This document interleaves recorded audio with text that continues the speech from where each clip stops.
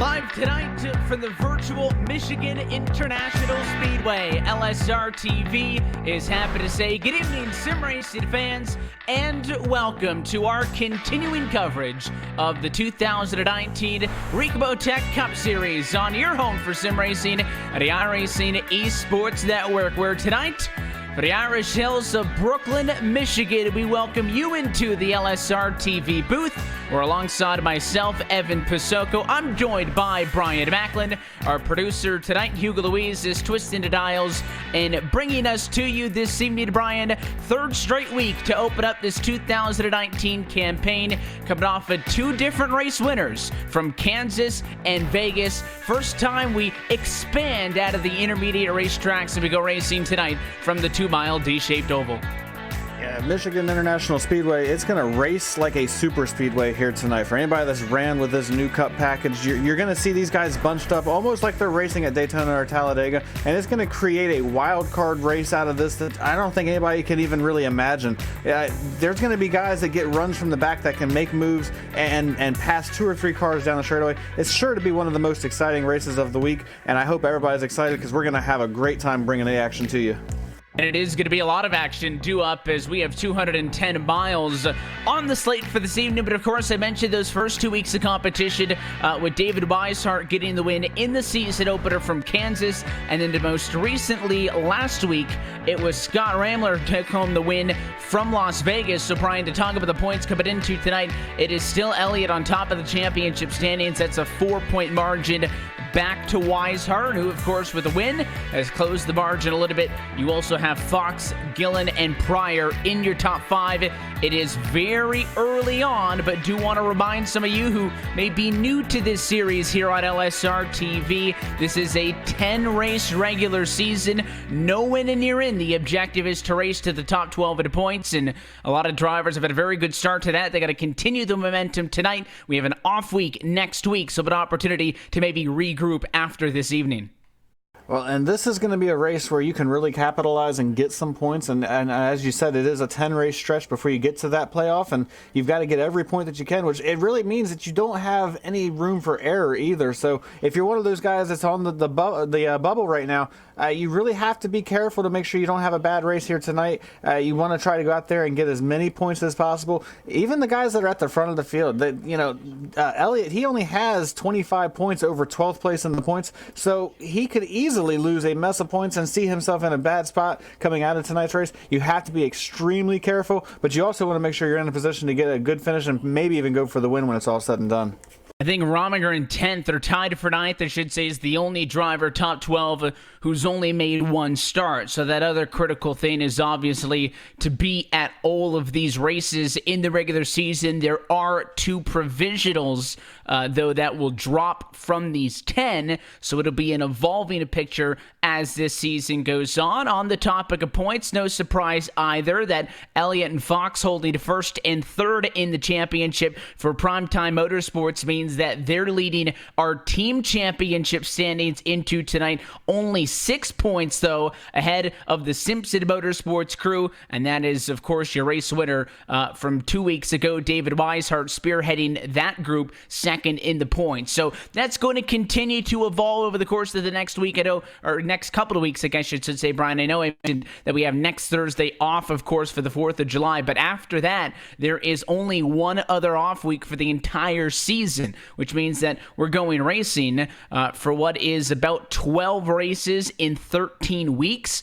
So that's why I made the point that after this you regroup, and because team racing is such a big part of this, maybe you kind of get together, you figure out how these opening couple of weeks went, and then we return to Charlotte in 2 weeks' time. But on the note of Michigan International Speedway, you mentioned that this will race like a plate track, and that's exactly the case. This racetrack has been known as the fastest in NASCAR for quite some time, but of course with this 2019 rules package, it is a whole different ballgame, and they're going to use up every inch of this 2-mile oval. Not only, of course, the length-wise, which you're going to keep the speed up, but as well the width in the quarters, especially off of restarts. It'll be critical, I think, strategy-wise, how many yellows we get, therefore how many restarts these guys have to deal with when it comes to getting through all 105 laps.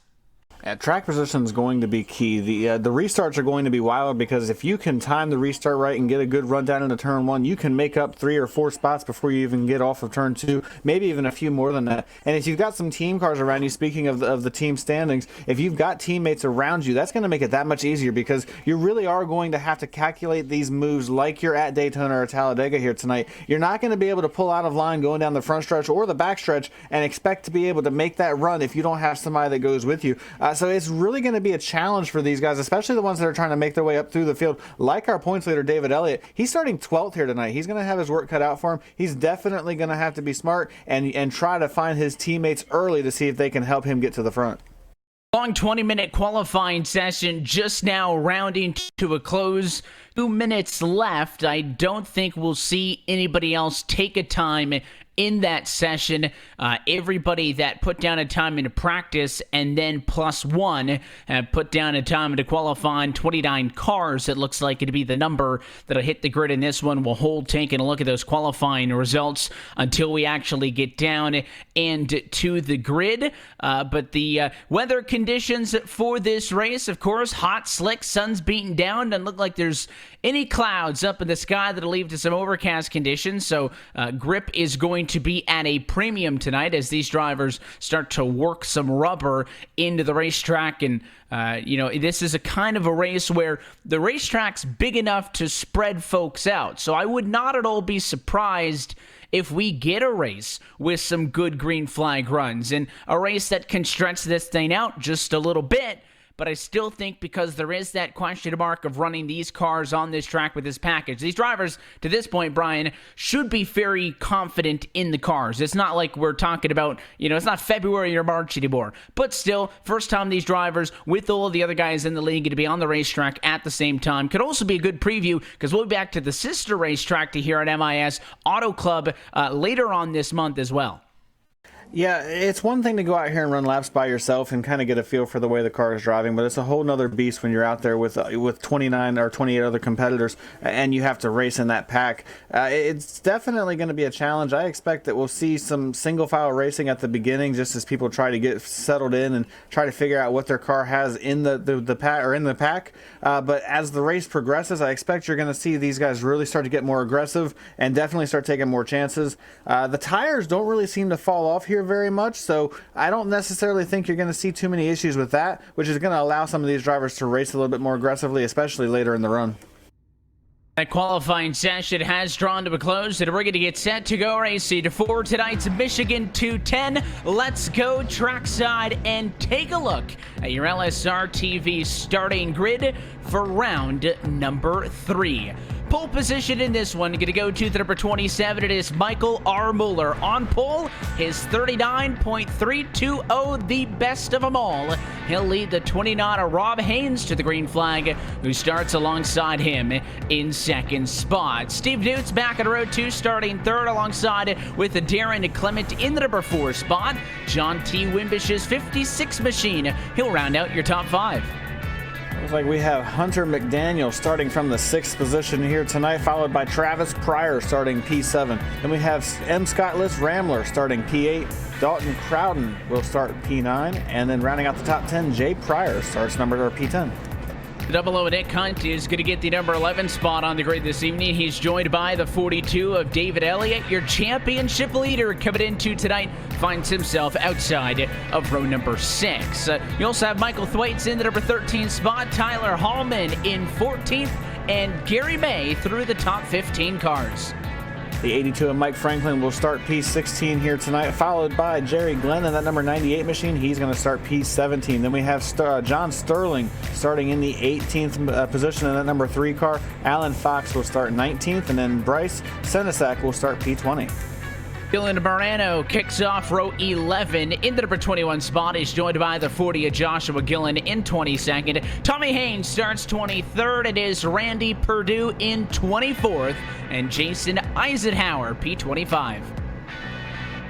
One of our race winners earlier this season, I'm sorry, rather, he starts P27. P26 is Ed Morris. Then we have David Weishart. He's one of our previous race winners. He starts P27. Then we have Bobby Tinch starting P28, and Adam Eisenhower will round out this 29-car field with the slowest lap time of a 42.294. Evan Pasoko, we're about to go racing here. 105 laps. It's going to be one heck of a show. I can't wait to see what these guys are able to do. This racetrack's always one of my favorites. Let's talk a little bit more about it with a look at tonight's tail of the tape. Of course, 2 miles to get around this racetrack, 105 laps, 210 miles. Going to be the distance in this pure Michigan 210. 18 degrees of banking in the corners, 12 degrees of banking across the front stretch, which has that very, light gradient of a bank as it swoops from turn 4 to turn 1.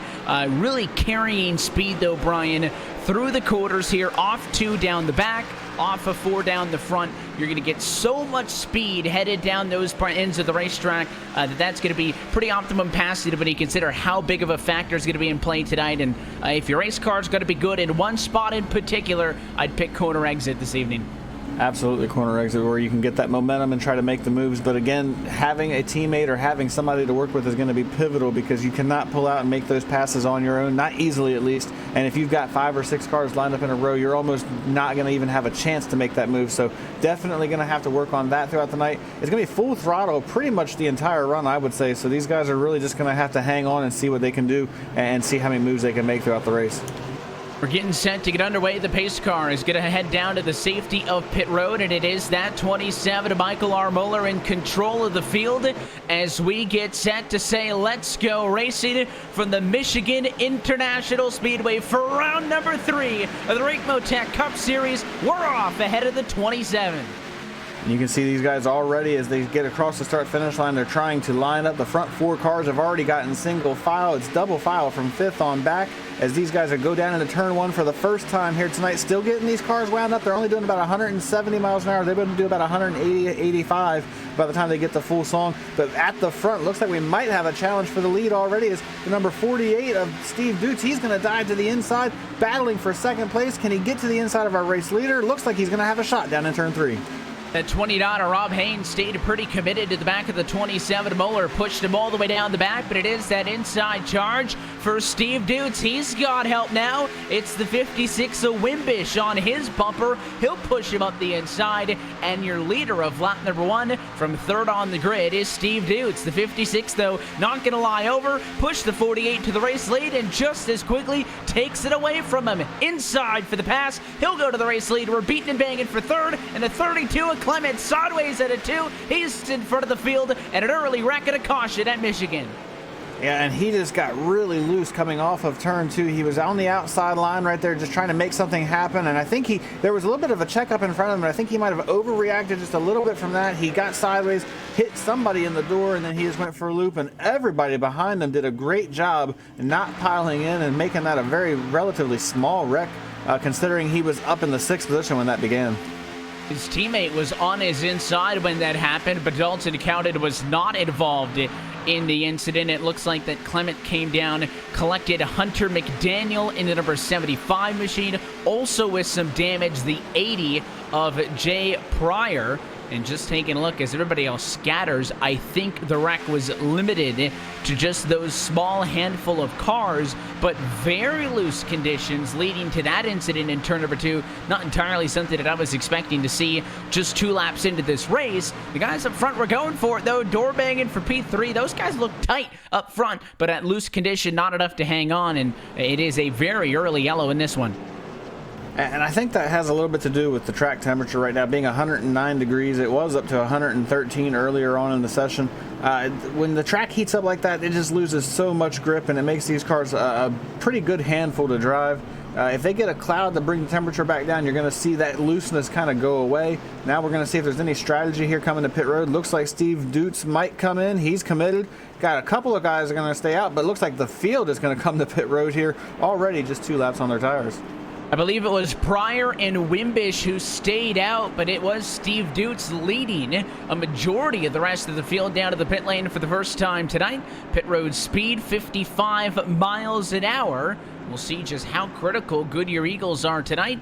with drivers already wanting them with just a lap and a half of green flag action. So Dutes is the first one in, going to be right sides up for the 48 machine. There it looks like it'll be the safe call of 4 tires and fuel. Great opportunity for somebody mid-pack or further on to go for either just 2 tires or none. And I think Steve Dutes, Brian, some sort of a penalty. He's sitting in the pit box. Now he gets out. Going to cost the 48 a ton of time after being the first car down pit road. Yeah, I'm not sure what happened there. He got into his box cleanly, and it just looks like maybe he couldn't get the car fired or something. I'm not really sure what happened, but he had a really, really slow end of that stop.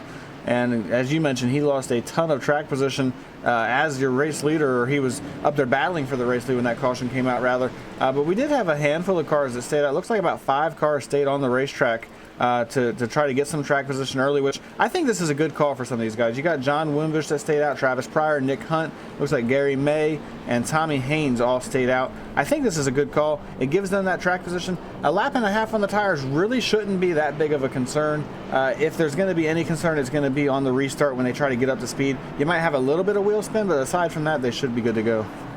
And especially, 4 laps in, do a 105-lap contest. I think context around all of this is very critical as well. If, you're going to stay out from, if you're Tommy Haynes, who's the 5th of these 5 cars who stayed out, if you're going to try to just go from 23rd to the race lead on a green-white checker, probably not going to work out. However, what's your objective here? The guys that run 1, 2, 3, 4, and 5 right now started 5th, 7th, 11th, 15th, and 23rd, respectively. I guess as long as you just don't fall that far back, you can lose a handful of spots off for the restart when, as you mentioned, they may struggle to get up to speed, but I would think that would balance out pretty quickly. As long as you're not losing all those spots, I'd consider it a good move.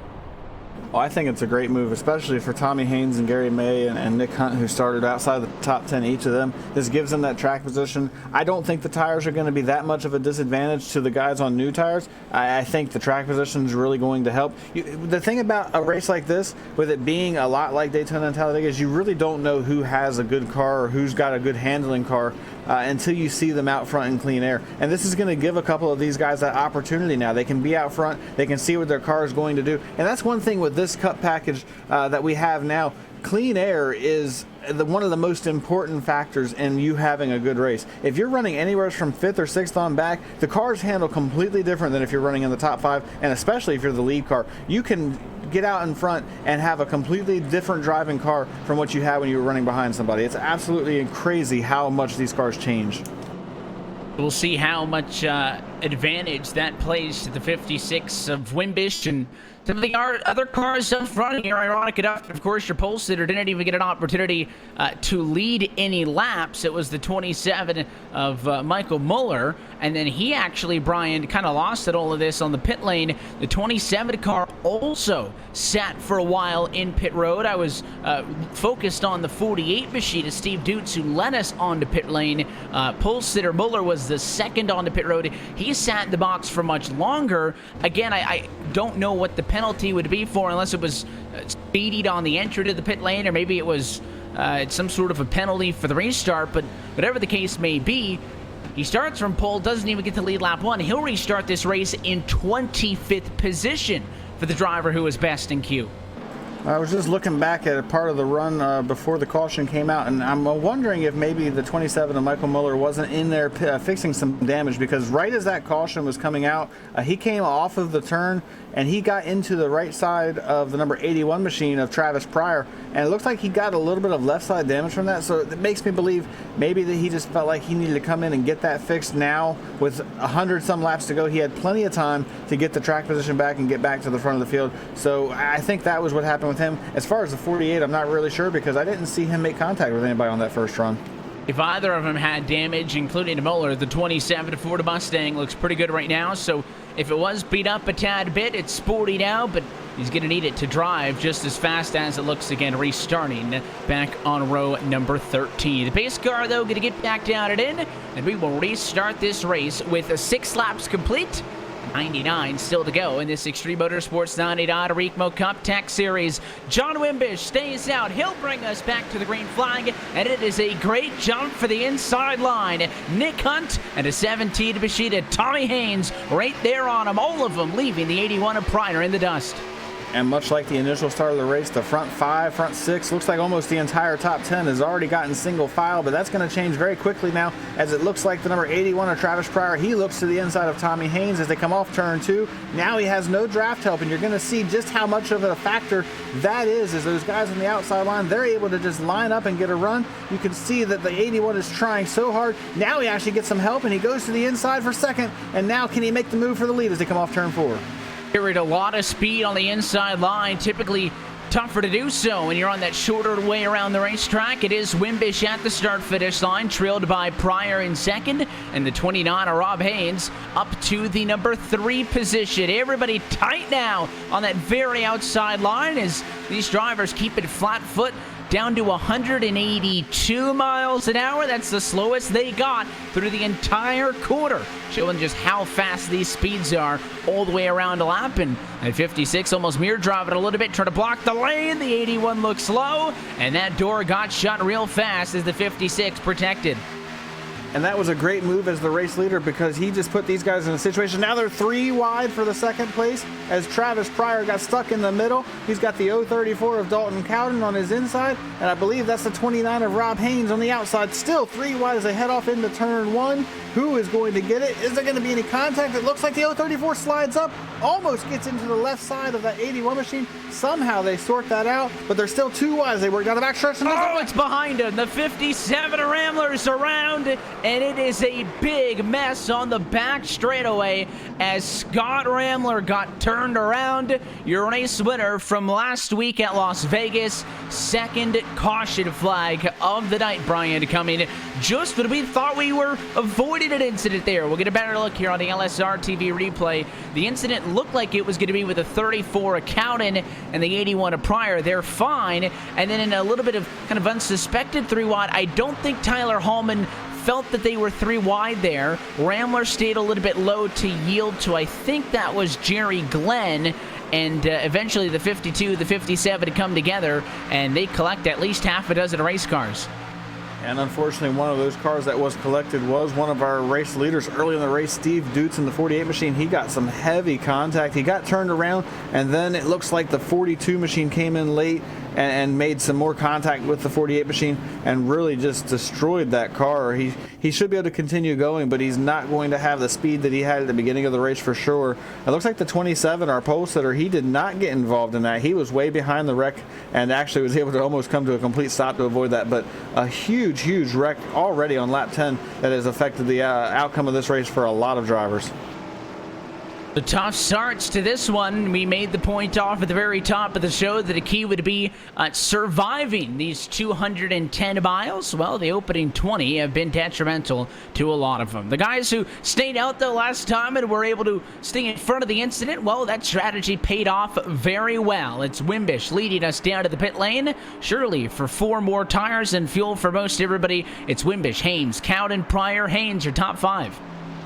As these guys get into their pit boxes, it's going to be very critical not to slide through. You can give up so much time if you make that mistake here on pit road. Looks like all of our leaders have gotten into their boxes cleanly. I'm curious to see if the 81 of Travis Pryor fixes any damage. He's got some right side damage from that contact he had a little bit earlier in the race. Looks like right now everybody's getting 4 tires and fuel. The 56 is already down and away. It looks like he will almost lose the battle for the lead off pit road, but he's going to hold it over that 29 machine of Rob Haynes. Then you got Dalton Cowden coming out, Tommy Haynes, and Nick Hunt. And it does look like Travis Pryor elected to stay on pit road and get some of that damage fixed. He's still sitting in his box right now. So everybody, for the most part, is able to cycle on through and take care of their business without much incident. However, we do have another handful of cars who stayed out. Daryl Clement will jump up to the race lead. Randy Perdue and Joshua Gillen will become first, second, and third. Typically, Brian, I would say that that's assuming that they will stay out. Oftentimes, you'll have one guy, maybe 2, who stay out at least on 1 caution flag cycle in a race just to get the lap led to kind of secure that bonus point. But if the previous cycle was any indication, I would think you'd want to stay out and see if the strategy pays off. But it's not the case for the top 2 of them. Neither all 3 of them going to come back down to pit lane. So they mix up the strategy a little bit. They'll drop all the way back down and 56. So John T. Wimbish, he'll maintain the race lead. Yeah, the 32 of Darren Clement, he had some damage. I think he was caught up in that first wreck, and he's still working on getting that repaired. I think he wanted to try to stay out and lead a lap. Unfortunately, it did not work out for him because he did not actually lead the lap, either this one or the one previous to that. So that strategy, unfortunately, did not work out for him. But as you mentioned, it's going to cycle John Wimbish back to the race lead with Rob Haynes, Dalton Cowden, and Tommy Haynes all right behind him. These are the four of the five drivers that elected to stay out on the first caution and get that track position. Nick Hunt being the other. He fell back to sixth. Everybody else has been on pit road already at least once. A handful of these guys have been on pit road twice. And it is maybe a tad bit surprising that you do want to come on such frequency. I mean, I could understand the last run maybe more so than that, the 1.5 lap sprint we had prior. And I suppose if you're pitting at 1.5 laps, then you're probably going to pit for 6 laps. So it shouldn't be all that shocking. But it's kind of the point where, do you want to take a gamble? Because, and this is something that I talked about, Brian, before we headed down to the grid, is this kind of a racetrack, just the way the cars stay together with this package, you're probably going to get incidents. But at the same time, I wouldn't be shocked, if we break out and we get some good green flag racing. If that is to happen tonight, who doesn't say it happens on this restart? So you can't necessarily do what that previous group of 5 cars did and say, all right, well, we're just going to get another wreck in 10 laps, so I'll stay out now, drop a handful of spots, but, jump into the top 10, the top 15, whatever, pit when we get the next yellow and roll on cycle. In theory, I'm sure a lot of guys would have liked to do that, but you go green and then it could hurt. So most everybody playing it conservative early in this one as the lights go back out on top of the pace car. It's the risk versus reward thing. And like you said, on that first one, it made sense. It was only a lap and a half. That wasn't really going to affect the strategy at all in a race. But being 5, 6, 7 laps like it was, it really can affect the strategy just a little bit. The tires still probably weren't that bad if they were even wore out that much at all. But it does change your fuel situation and can kind of really change how you're going to approach the rest of the race. Because as you mentioned, if it goes green, you have to figure out how you're going to split this race up. Are you going to split it up into 1 stop? Are you going to split it up into 2 stops? You're definitely going to have to do, I think, at least 2 in this race, but it can change when you come to pit road and who you come to pit road with, because much like Daytona and Talladega, you're going to want to come to pit road under green in packs in order to ensure you're going to be able to get back up to speed and have the speed that you had when you were racing in the pack in the first place. Restart due up with 27 cars still on the lead lap. It looks like David Elliott's number 42 is pretty torn up and sitting on the pit lane trying to get repaired. Other than him, Jerry Glenn has brought his 98 behind the wall, and he will most likely finish 29th out of the 29 cars in this one. You have our first retiree of the night after our second incident inside of the opening 10 laps. Pace car back down and in. Wimbish will control a restart once more. Had a pretty good jump, but last time he gets a good jump again. But the 29 stays a lot closer. The fight's going to be for second as we come across the start-finish line. Inside, it's Dalton Cowden. He challenges Rob Haynes. As they get down into turn 1, this is the first time we've seen double file all the way through to turns 1 and 2. In the first 2 starts of the race, or the start and the restart of the race, they got single file very quickly. Now they are single file, but you can see, look at John Wimbish. He throws a block, but it's not going to work. It's actually going to backfire. Dalton Cowden goes to the outside. He has the drafting help, and you can see just how quickly those guys were able to just storm up on him, and he's able to pull back even as they work through 3 and 4. But if he doesn't get help down here on the front stretch, you're going to see that number 56 car drop like a rock. Looks like he has some help coming as they go double file for the race lead here. His help is coming into 17 to Haynes, but he's too far back, so the 29 is going to push Cowden on the outside, allowing the 034 to lead at the completion of lap 14. Now he slices to the inside off at 2, and he's got it. Dalton Cowden to the race lead at lap 15. How long will this one last? He's got 3 cars stacked up behind him. Right back to the inside comes Wimbish. And it is so tempting when you get the run that we just saw John Wimbish get. Wimbish says we have a big wreck off of turn 4. Another caution's out. Looks like one car got spun hard into the outside wall. I didn't catch the number on that car. Looks like it might have been the number 17 machine there. Heavy contact with the outside wall. And indeed it was for Tommy Haynes up there. Looks like it might have just been a single car incident. Haynes was running in 5th position at the time, and very similar to the wreck that we had seen for the opening incident of this race back down in turn 2. Haynes just gets loose, actually comes down, door slams John Sterling, goes back up the hill, tags a piece of Nick Hunt, and it is a hard hit into the outside wall for the driver of the 17 machine, high enough up the racetrack, I should say, that everybody was able to get on through. But that's a lot of engine damage for another race car who, despite the fact they started in 23rd position, made some good pit moves early to put him in a good spot, and now he's got engine damage and his night's probably done for. And this is one of the guys that was up inside the top 10 in points coming into tonight's race. He was tied for 7th in the points, and a race like this is not what you want to have if you're trying to make your way into the playoffs. So he's definitely going to have to try to rebound when we come back in 2 weeks' time at Charlotte. But definitely not what you need here this early. As we have a little bit of a split strategy this time. Looks like the front 4 stay out. We have a handful of others that stayed out behind a few guys, and then a good group of drivers that came to pit road one more time to get tires and fuel. Just another call. I guess these guys just feel safer being on 4 fresh tires. It gives them the most grip possible when they go back racing and gives them that opportunity to go after it.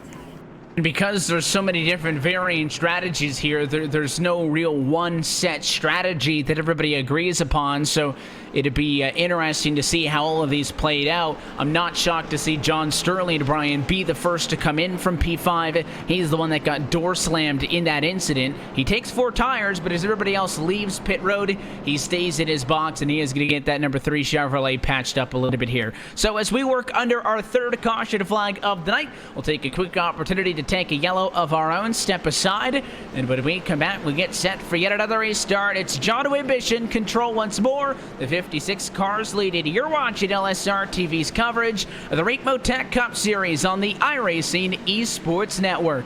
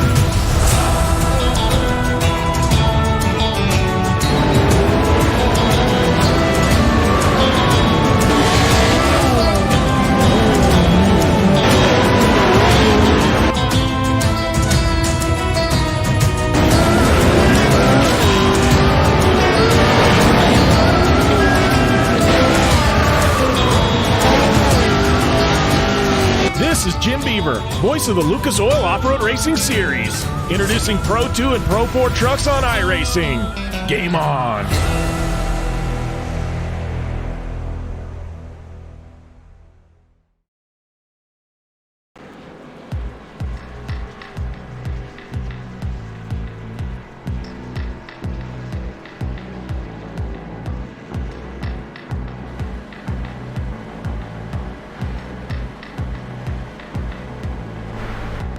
And welcome back live to the Michigan International Speedway LSR TV's coverage of the Extreme Motorsports 99 2019 Ricmotech Cup Series, continuing this evening with the Michigan 210 working under our third early race caution flag. The night lights are out on top of the pace car.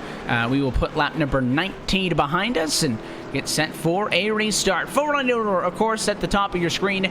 Your top 5 for this one will remain relatively unchanged to when the caution flag came out. It is a John T. Wimbish and Dalton DeCount in front row with Rob Haynes, Michael Muller, and Gary May. Your top 5, Brian. Yeah, as we get set to go back racing here, we've seen a couple of short runs. I believe we're getting close to that point where we're going to see that long green flag run that you talked about.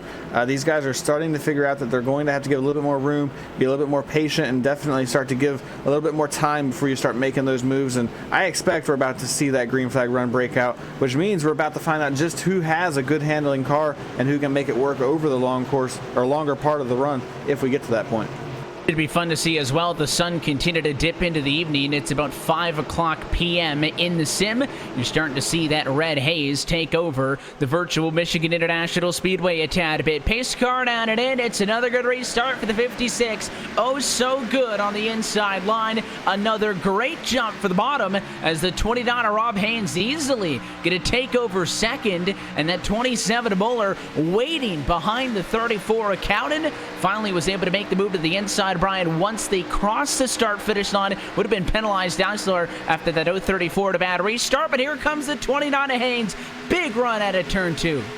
Big run. He's got a push from our pole sitter, Michael Muller, as they go to the inside down into turn 3. It looks like the 29 machine is going to easily be clear. They make contact down here. Now they're 3 wide as they go through turn 3. It looked like the 27 was trying to follow Rob Haynes down into the corner, and it just didn't work out for him. But somehow they straighten it out. They get single file, or they're working on getting single file. But you can see just how much momentum that cost the 27 of Michael Muller, as he's going to go from battling for the race lead all the way back to just trying to hang on to a top 5 at this point. Now he tries to settle back in, and they're side by side right in front of him for second and third.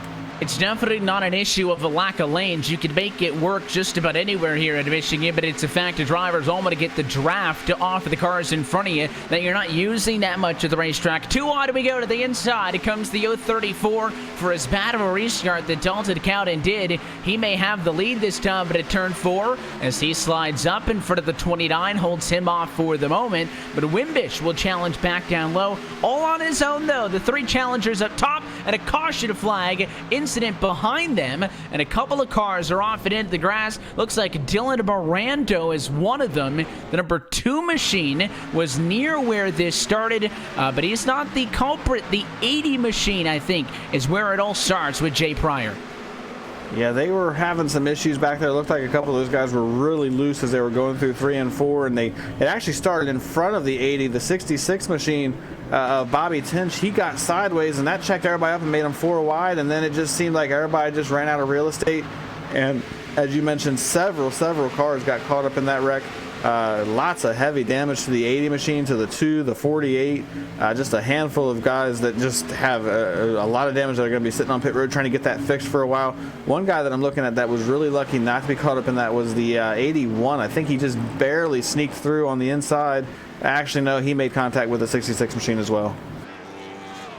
I know you said early on, Brian, that this place would race like a plate track, and tonight so far in a couple of instances now it's wrecking like a plate track because a lot of cars involved in that one. That's what's going to happen with this package if you rack just a short handful of laps off for the restart without a lot of separation.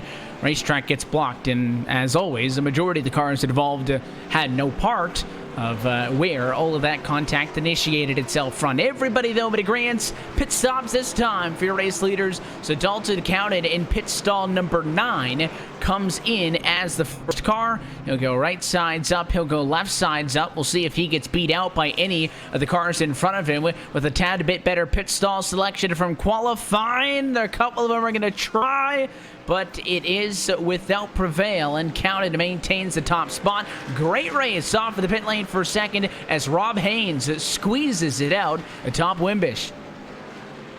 And I'm really surprised, I got to be honest with you, Evan, that nobody has even attempted at 2 tires yet in this race. As short of all these runs, or as all of these runs have been, I would have expected somebody to at least try it. We've seen a couple of guys stay out, which looks like this time we do have a handful that are still on the racetrack. Randy Perdue, Josh Gillen, and then David Elliott, one of our points leader coming into tonight. But I have not seen anybody go for the 2 tires. I guess with the car being as loose as it is, maybe they just feel like that's not going to be a good situation. But I still feel like, especially as early in the race as we are, I would take that chance, see what it's going to drive like. If it doesn't drive like you wanted to, just drop back and wait for your chance to get back up through the field. I agree with you in the fact that, I mean, we've even seen cars not take tires. I mean, it's not like they're, staying out on 20-lap old tires, but if you're going to stay out on none, at least try 2. And, maybe some in the high teens and the 20s have happened, and we just haven't seen them because, again, it's not a race where everybody's pitting every time or pitting every other time. So basically every driver's on their own strategy.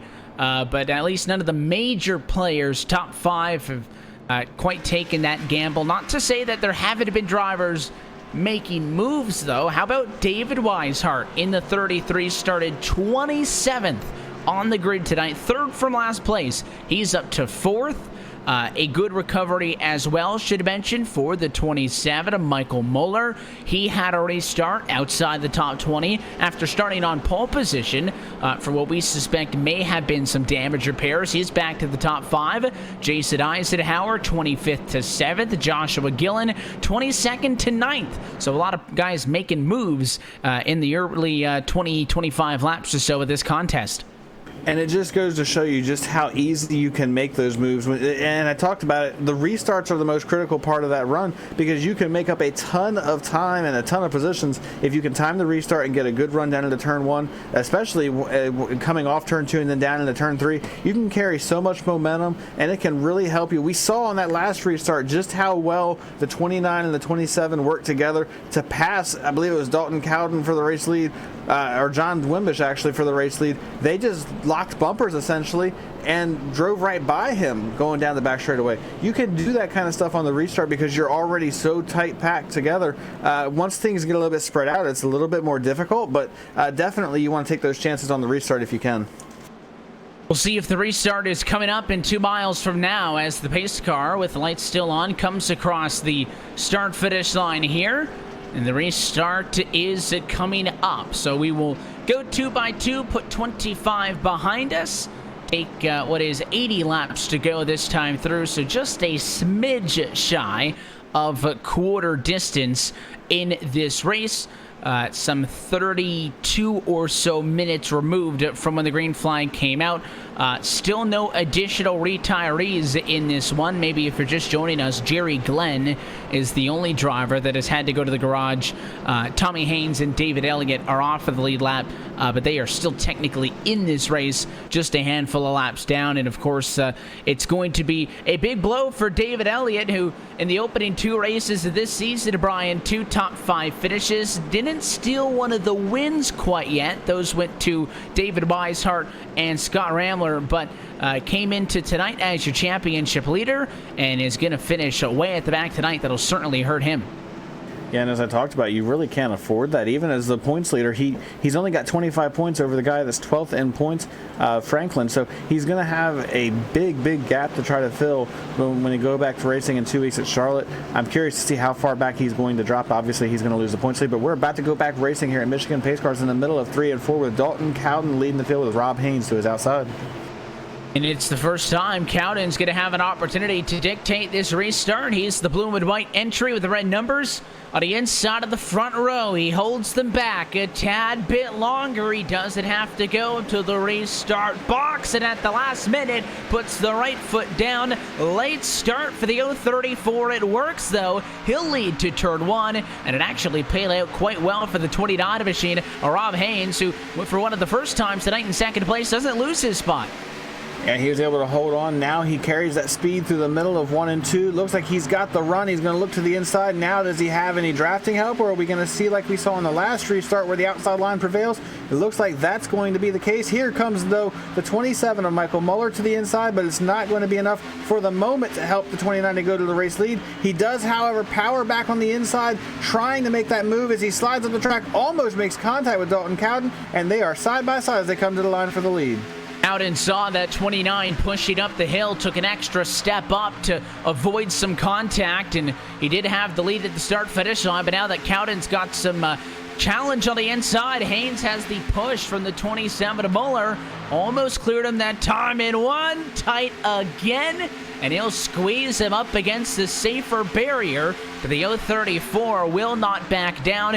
A 5-car breakaway for the race lead. A pair of tandem drafts almost inside and out. And then that 33 of David Weishart watch it on from 5th as Cowden now clears at a turn 4. Cowden's going to take that race lead, but that's not going to stop Rob Haynes and Michael Muller from fighting as hard as they can on the inside line. The problem is it's 2 versus 5 right now. They're the only 2 that are running the bottom of the racetrack. Everybody else running that middle and high groove down the straightaways, and it's just not working to their favor, but they're not going to give up as Rob Haynes pulls to the door of Dalton Cowden in the middle of the corner, but now you can just see that draft really plays a factor. Cowden's able to get ahead, and he's clear. It looks like second place on the outside. John Wimbish was almost clear for a moment. He had to back off going off into the corner. That allows Rob Haynes to pull back even again, and now he's fighting hard, but once again the draft is really going to play against him as they work down the front stretch. You're just not going to be able to get separation. You can't pull away. You're going to have to deal with these mini packs of 4 or 5 cars. It's probably going to be the nature of this race, as now there's 4 of them stacked up on the outside, with the 52 of Tyler Hallman joining the party from the number 6 spot. Yet again, outside for Cowden, the place to be. I think if Haynes and Muller could get just a tad bit more help on the inside, they could get something going here. Don't count that 56 machine out either. Wimbish thought he might cross up to the inside. He'll be clear to the bottom, though, so watch that car in second place off of 4. Maybe look for the race lead once he gets up on the back bumper, your race leader. And you can see Michael Muller, he actually bailed out, went to the outside line. That is going to really hurt the 29 of Rob Haynes. You can see just how quickly he went from battling for the lead. He just got passed by 3 cars in one straightaway because he had no drafting help. He's going to fall back behind that number 27 of Michael Muller. Now side by side for the race lead, though, as the 56 of John Wimbish, he pulled out looking for the race lead. He's on the inside, but much like we saw with Rob Haynes, no drafting help now, so it's not going to work to his favor. Looks like David Weishart is going to fight to the outside to try to take that second position away. He has drafting help. Now the question is, can he utilize it? But it looks like Wimbish is actually able to clear him and hold on to that second position. He stayed in front for a short while. He'll trace the 034 now down to the inside. Gave Weishart a moment to ponder if he wanted to stick a nose up top. Does not do so. Single file, your top 6, top 7.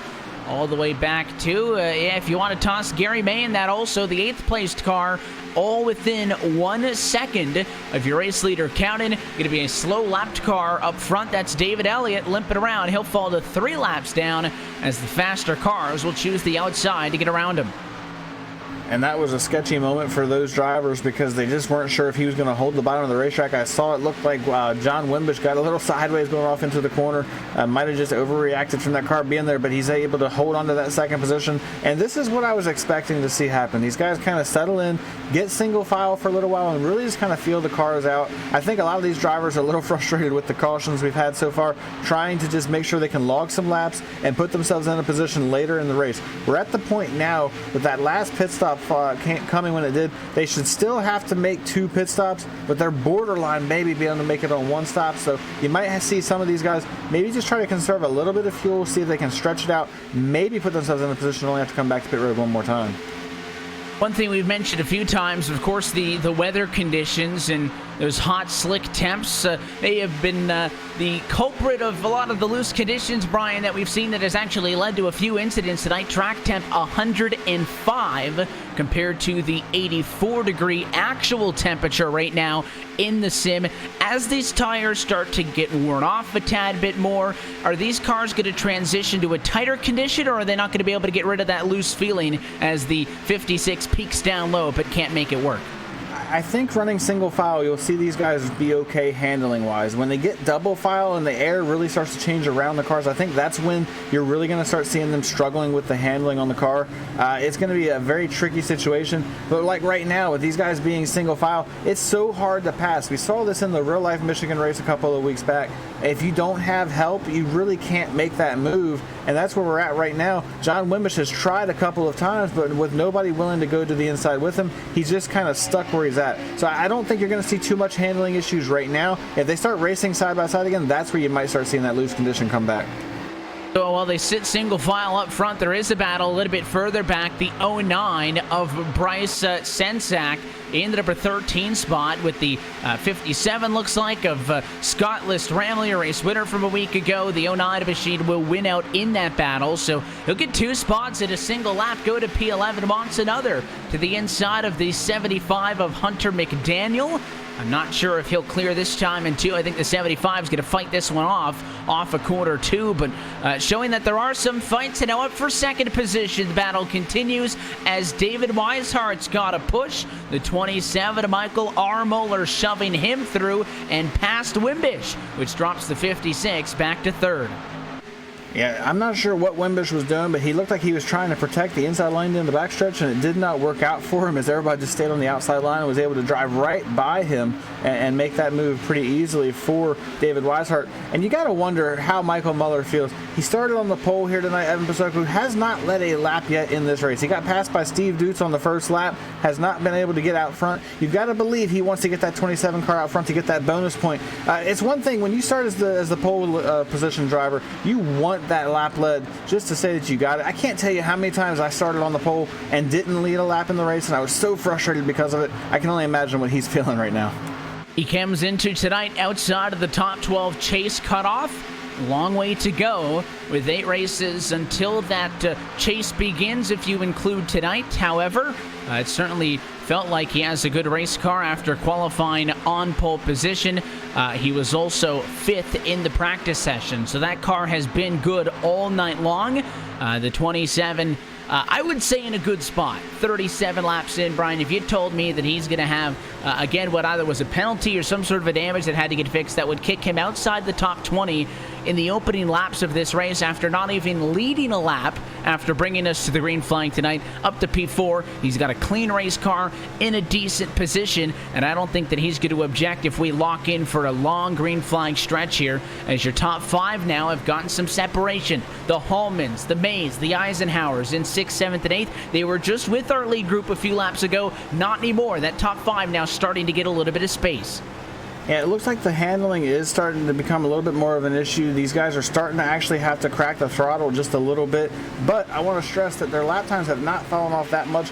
Less than half a second from what some of these guys qualified at, so that just goes to show there's not a ton of fall off in the tires, but it is getting to that point where if you have any handling issues, if you haven't gotten rid of that loose condition that a lot of these drivers have felt, it really kind of becomes more of a driver's racetrack at this point, and you're going to see the cream rise to the top, and that's what's going on with these 5 drivers at the front. You can see it looks like Tyler Hallman is just trying to hang on. He's got a fast race car, but right now he's just on the outside edge of that draft, and if he could get just a little bit closer, he'd probably pull right up to the back bumper of Rob Haynes.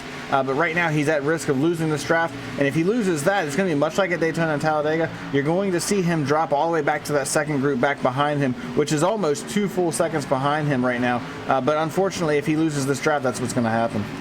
Tyler Hallman it's kind of borderline here, trying to stay with this pack, and it's maybe 10 car lengths or so up to Haynes. But then you're right. I mean, it's a big jump, 2 seconds back from that. Now, they're almost an entire second faster that last lap compared to that other group. It's led by the 09 of Bryce Senesac in 7th, and then Darrell Clement at 8th. They're 4.3 and 4.6 seconds behind. That was in the 3s just the lap prior. So the guys up front really pushing the pace. In fact, they're now splitting that top 5 group. Look at Cowden and Weishart first and second. They're trying to run away now. Yeah, it looks like Michael Muller got loose. He was trying to pass for position just a couple of laps ago, and he got a little sideways that allowed these 2 to get out in front. and now they're almost a full second ahead of third place Michael Muller. These 4 drivers behind them, they need to try to get organized. Right now they're battling for position. You got John Wimbish and Rom Haynes fighting for a position. If they can get organized, get single file, they could run those 2 cars back down. It's crazy to talk about Michigan like a plate track, but that's exactly how you have to treat this at this point. You can get single file, carry a lot more speed, you instantly see them pick up some time, and with the fact that they're still in the draft of those guys in front of them, just barely still in the draft, but they could easily run them back down in about 2 to 3 laps if they could do that. But it looks like now Wimbish might be having a little bit of connection issue. It looks like it does stable out. These guys have got to start getting organized if they want to run them back down. Just watching these cars up front, and Dalton Cowden got really loose that time in turn 4, and I thought maybe that was going to be the opportunity for Weishart to kind of pounce on him, take that spot away. Not the case. He closed into the bumper, but opted not to throw a big dive to the inside at once, so they stay at a 2-car length to gap it down into 3. Curious if it's going to happen again, this time off of the corner. It just looked like as that car was getting tight and pushing that he was giving it so much wheel the back end was stepping out. A lot more stable that time. Just goes to show you that when you get into a green flag run like this, you can't zone out. You can't lose that mental concentration. You kind of lose focus for 3-4 seconds. That car could be unsavable in that small moment where you lose focus. So everybody, as they start to get deeper and deeper into the longest run we've seen tonight, have to be very careful and be very aware of what the cars are doing. Absolutely, and it seems like that loose condition really isn't going away like I expected it to, so you really can't have that lapse of time there in your head. You have to be on it 100% of the time. And it's more so with this package than ever before. With the old race package that we use for the Cup cars, you could really just kind of get into a rhythm and not even really have to think about it. But with these cars, almost every time you go to a track that's more than a mile in length, you're running full throttle for a long time, or you're lifting very little. Like here, yes, they're lifting now, but they're still within a second of what they ran in qualifying, so they're not really having that much fall off, and you don't have to lift through the corners. A year ago when you came to Michigan, you would have to drop 15 to 20 miles an hour in the middle of the corner. These guys are dropping less than 5 miles an hour in the middle of the corner right now. It really requires a whole different level of concentration in order to maintain that speed all the way around the racetrack. And it is the top 2 now putting on a show. They have successfully broken away from third on back. So Muller is over 1.2 seconds off of your leaders. It's about a 4-car group there. Muller, Haynes, Wimbish, and Tyler Hallman are all still together. So the 52 of Hallman's done a very impressive job of staying with those cars in front. I would have thought with how close Wimbish is to Haynes that they may have been able to draft up a little bit further, and that 52 might have been a step too far behind, but not the case. So it's a 2-car pack, a 4-car pack, and then you start to look to 6-7 plus seconds behind as a battle is on for the number 10 spot. The 3 cars involved in this exchange: John Sterling on the outside, Michael Thwaites in the 112 also up on the inside, and the 7 car of Ed Morris can't really decide what lane he wants to decide to help. He'll go bottom side for the 112. And while that was going on, we had a change for the race lead. David Weishart pulled out down the front stretch. He got to the inside of Dalton Cowden and cleared him down through turns 1 and 2. That is going to move that number 33 machine all the way back up to the race lead and puts Dalton Cowden behind him here on lap number 46. These guys are able to maintain at this point, but they did. And the best thing about this was they didn't really lose any time to the pack behind them. They were able to try and do that very quickly without losing any time as they come across the stripe right here. As a matter of fact, they actually still pulled away from third place. Michael Muller, they were still about a 10th faster despite making that move for the lead. Well, that pretty much answers my question, because I was going to ask you, Brian, in typical, thinking, plate track racing, something like this car, which is a lot more reminiscent of an Xfinity car of last year, much more momentum-based, and these guys do battle. The draft probably allows you to, if you really want to, make a couple of passes every few laps if you want to push the issue. Is it smart to do so? I would have questioned maybe splitting each other up and finding it would cost them time. It obviously had no effect the lap prior. This time through, they gain another 1/10 of a second, now 1.5 ahead of third place Michael R. Muller. So kind of answered itself there. Yeah, I think if they had battled for more than just one corner, that it definitely would have slowed them down. Not necessarily to the point where that group behind them would have been able to ran them down, but it definitely would have cost them some time. But the fact that Weishart was able to make that move so fast and pull out and pass him in one corner, it really didn't affect anything. He was able to just get up in front of him, and then they were able to utilize that draft once again. And it really helped that Cowden didn't try to make the crossover move to take the race lead back. He just got in line and started pushing the 33 car, and that's going to allow them to continue to pull away. And honestly, I think actually they just lost a little bit of time right there, but I think that maybe that was the plan between these two. Try to pull away. If this thing stays green, they can make it a 2-car race and decide this thing amongst the two of them instead of having 4 or 5 other drivers involved in the battle for the win. And that other group behind was really tight the last time, so I wonder if it was the 3 cars in line of Muller, Haynes, Wimbish just being better than the 2 cars in line of Weishart and Cowden. Now, 3rd, 4th, and 5th, they split up a little bit, so if the intervals swing back in favor of the cars up front, maybe that wasn't the case. But that last lap, that second group looked really tight to one another, and the intervals this time now go a 1/10 of a second once more in favor of that second group as Weishart actually pulls some distance on Cowden. You'd typically think, Brian, that pulling away for the car in second's helping you, but I think it's hurting both of these cars now.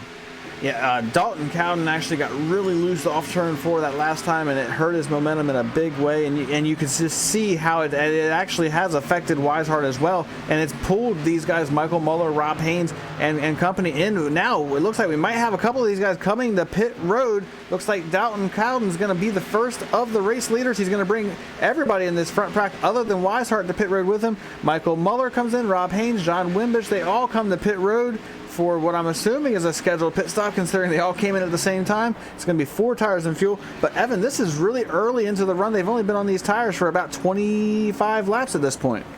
A restart came at lap number 25, or at least at the completion of lap number 25, but they are in, and the decision is going to be for 4 tires and fuel.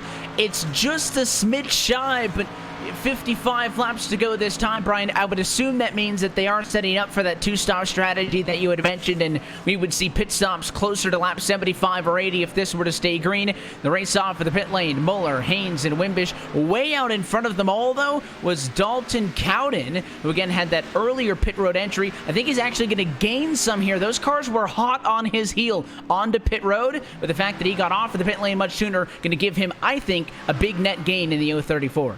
And we'll have to see how that plays out in comparison to the 33 of David Weishart. He's on pit road now. He got 4 tires and fuel. He's down and away trying to get back onto the racetrack, but he has to go down this long front stretch pit road, 55 miles an hour, and that's going to cost him a little bit of time as he tries to get back up to speed. Have to see where he comes out in relation to his competitors here as he's now off of pit road. Dalton Cowden is right there at the exit to pit road, and you're going to see him come into the picture. He is trying to catch that number 33 to pass him. I'm not sure he's quite going to get there, but he should have enough momentum to pull right up to him as they get up to speed down the backstretch.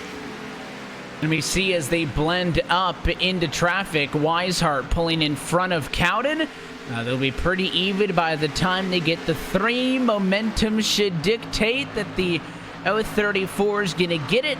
He'll move to the outside line, and that's about as even of an exchange as you can get as they'll end up side by side to take the halfway point in this Michigan 210. Still waiting, though, for half a dozen cars to pit, so we'll hang tight for just a moment before we take a look at our Ford Entertainment Group midway race break. We'll let the final 6 cars come down to the pit lane. Randy Perdue, your race leader, he's in this time. John Sterling exiting pit lane. Think we might be waiting on Franklin, and that might be it. We'll see if it all cycles through in the next lap or 2. Yeah, these guys are probably going to come to pit road pretty soon, I would imagine. With the fresher tires being on the racetrack, they are giving up about a second a lap to those guys, so you definitely don't want to stay out too long. Looks like Perdue is on pit road, so that's going to leave just a handful of these guys. Mike Franklin, Nick Hunt, and John Sterling, as you mentioned, still on the racetrack as they try to get going here. It's going to cycle back through to Dalton Cowden being the race leader, as he is actually battling hard with David Weishart right now. He's going to inch ahead of that 33 car. That right now, this is a battle for 4th and 5th, but shortly that's going to be for the race lead. Weishart comes back to the inside. He is going to try to take that lead back, and you can see with these two battling side by side, Evan Basoko, that's bringing that group of cars back into to him. Michael Muller is right there behind them, and every time they stay side by side like this, he just inches closer and closer. Now he's down to just 2 car lengths behind. An impressive pickup for Rob Haynes in the 29. He's now right back into the picture as the 33 Weishart takes over what is third at the moment. But again, this is the battle for what will be the race lead. We're just waiting on the 82 of Mike Franklin to pit because Nick Hunt has come in from the number 2 spot. So all but 1 car have now come in for green flag service. 50 laps to go on the board this time by. More so maybe the fuel strategy specifically on the dot that maybe we were expecting. And it went from the top 2 stretched out to 4 cars on top of each other. They probably learned a lot on that last green flag stretch. So we'll see if those cars that trailed off to the end, the 20 as the 27 goes low, and so does Haynes to follow him 2 by 2 for second on back. And Mike Franklin did come to pit road, so this is now officially the battle for the race lead. When they come back around, one of these drivers will be scored as the race leader. Is it going to be David Weishart, or is it going to be our pole sitter who is still looking for his first lap led on the night? He's on the inside line. He has help from Rob Haynes, but the number 33 has help from Dalton Cowden as well. As they come off turn 4, looks like Michael Muller has the advantage, but can the 33 pull back on him? Looks like Michael Muller will go ahead and jump out in front, and he's going to take care of that and get that lap led that he did not get on lap 1 of the race. But they still remain side by side as they go down into turn 1, 2 by 2. It almost looks like they're pacing right now, Evan Pasoko. Yeah, tighter than some of the restarts have been to the start-finish line this evening. See the 29 of Haynes, block low, block high. He's not given the U34 account in any real estate to work with. Insert John T. Wimbish. He's also now in the conversation. Unfortunately for Tyler Hallman, who did so good of hanging on to the lead pack last run, he's going to miss out on this exchange, and he has lost connection with this lead pack. He's P6 and is about a second and a half behind them. So 5 cars to do battle for the race lead, spearheaded by that number 27 of Muller. And what we're going to do is try to do our best to get a look top to bottom while also watching this fight. Let's take a look at our Ford Entertainment Group midway race break. And it starts with the battle for the race lead you're seeing now. David Weishart currently leading over Michael R. Muller in second. Rob Haynes is third. Dalton Cowden fourth. And John Wimbish rounds out your top 5. Then, as I mentioned, it's Tyler Hallman behind in 6th. Darren Clement in the number 7 spot with Bryce Zenesack at 8th. Gary May is 9th. And Scott List Ramler rounds out your top 10. And Michael Thwaites will be running in the 11th position right now, followed by Ed Morris in that 12th position. How about John Sterling in the 13th position right now? Travis Pryor, he was up front battling for the race lead early on, had some damage. He has not been able to recover. He's up to 14th at this point. Alan Fox is 15th. Then we have Randy Perdue in 16th. Jay Pryor is 17th. Adam Eisenhower is 18th. Then we have Hunter McDaniel in 19th. And Mike Franklin, he was just leading, stretched the fuel for a little while. He fell all the way back to 20th once he came to pit road. 21st position is Joshua Gillen. He just took that spot away from Jason Eisenhower, who is in 23rd spot. 24th is Nick Hunt. He's 1 lap down. David Elliott has just gone behind the wall, is currently scored 25th. He will lose that spot in a few laps to Bobby Tinch, who's on track at 10 laps down in 26th. Steve Dutz is out of the race in 27th. So is Tommy Haynes, 28th, and Jerry Glenn in 29th position. That's been a look top to bottom at your Ford Entertainment Group midway race break. FEGPC has been serving the iRacing community with custom-built affordable computers specifically built and tuned for iRacing. Your PC will come with everything you need preloaded so you can get racing as soon as it hits your doorstep. Get yours today and join the 600-plus iRacers already enjoying a Ford Entertainment Group computer. PCs built to fit every budget from $540 and up. You can go online to www.fegpc.net and mention code LSRTV10 and get your build quoted today. Brian, I thought it was really polite of our top 5 to single file out. Well, we got through that. Now they're right back to it. 2 wide for the race lead, 3 wide for second, and a handful of other cars have now joined the party as there's some lapped machines mixed in here. And these lap machines have allowed David Weishart to actually put a little bit of a ground between him and the second place car of Rob Haynes. He's got about a half a second. Granted, once they get through the lap traffic, he's going to lose that advantage because the draft will bring them right back to him. But he's got to enjoy that little bit of comfort right now. He can actually, not necessarily relax, but he can definitely kind of back off just a little bit and take a second to take a deep breath and just kind of settle in, because this has by far been the longest run of the race. We've been green since I believe it was lap 26 when we went back green flag. So we've been going for close to 40 laps at this point. Definitely got to feel a little bit of the effects of that, having to go full throttle. It's not necessarily physically exhausting, but it's definitely mentally exhausting when you have to run lap after lap like that, especially when he had some of the battles that he had with the drivers around him. And just hope that your pedals are squarely mounted or stuck to the floor, because if you're keeping the right foot down all the way and they start getting further and further away under the desk, it could be a challenge.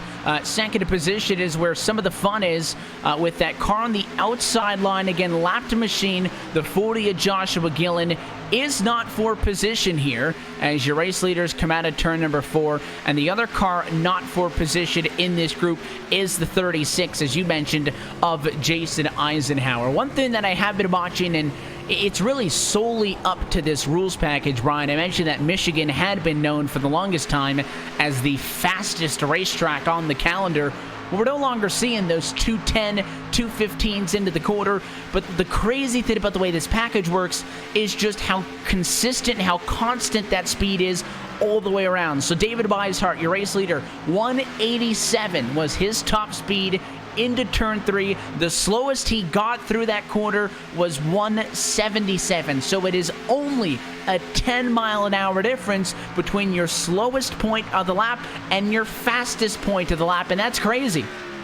Yeah, when we had the old package here, like as you said, we'd be running 210 to 215 down the straightaway, and you'd have to slow down to 175 just to get the car to turn through the corner. So you're talking about almost 45 miles an hour difference through the corner back then versus 10 miles an hour now. It's absolutely insane just how much of a difference it is, and it's definitely a completely different animal.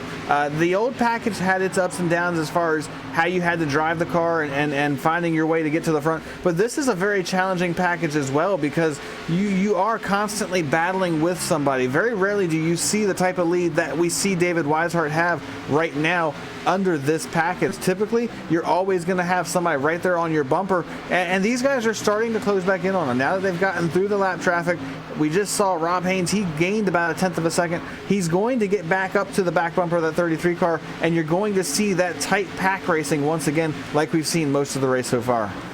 It bodes well for you and I that we had continued to push the fact that this race will have that green flag run. We couldn't guarantee you when, but we told you it was going to happen, and this has been it, to the point where if we could match now the number of green flag laps we've been going to this point, we'd be able to get to the end of this race as we are inside of 40 laps to go. Again, still with one critical green flag pit stop left on the board for everybody out there, including, of course, the 20 cars on the lead lap. But I agree. I don't think Weishart's going to be able to get away from the top spot here. Haynes, Count, and Moeller, they're just too close still. Those 3 cars grouped up in second, third, and fourth, that they should be able to get to him. Wimbish, actually, surprisingly enough, has fallen back.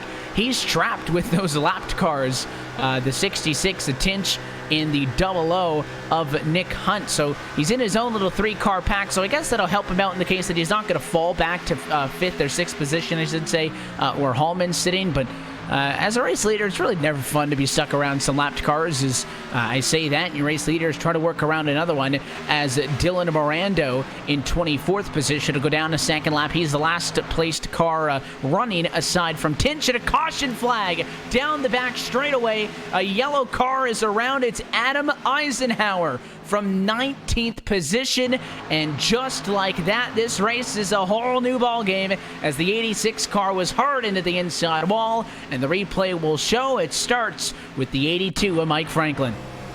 Yeah, it looks like Franklin got loose coming off the corner and got up into the wall, and when he came off the wall, he just bounced right down into Adam Eisenhower, and unfortunately, it created a mess of damage for the 86.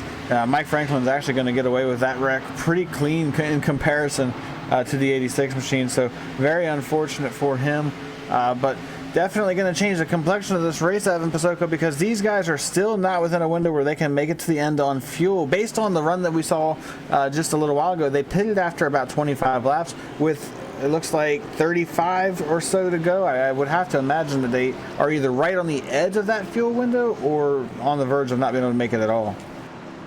I'm going to lean to, I think this is outside of the fuel window. However, well, you get a yellow, you probably get a handful more, and maybe instead of the final run to the end of this race being determined on a green flag pit stop, we may have a few restarts here. And the funny thing about that, Brian, as I'm certain everybody's going to be in this time, is, of course, if you get yellows, you're going to save fuel and you can make it to the end, but you're probably not going to stay out. You're going to use those yellows to get fresh tires anyway. So now I think it's just a game of how many times can you come in and get 4 tires as David Weishart brings us in. Here's going to be a huge difference. He's pit stall number 27. He's going to be one of the first cars there to dive off to the left-hand side. Normally that's not good for you in a pit road race, so let's see if the 33 can hang on to this top spot. Yeah, I have to wait and see what happens here as all these guys are down on the pit road getting 4 tires and fuel. And while that's going on, I went back and looked, and the longest run that we saw anybody do during that stretch of green flag racing was 29 laps. It was Mike Franklin. He went 29 laps before coming to pit road. That is definitely well short of being able to make it to the end. As these guys come off of pit road, though, it looks like Weishart is going to win the race off pit road. Michael Muller going to use that #1 pit stall from getting the pole. I believe he beat Dalton Cowden off the pits. We'll have to wait and see. Right now, Caldon is out in front of him, but I'm pretty sure Michael Muller beat him off and will take that second position when it's all said and done. I don't appreciate the fact that there's no line on the racetrack at those green cones. That was about as tight as it could get.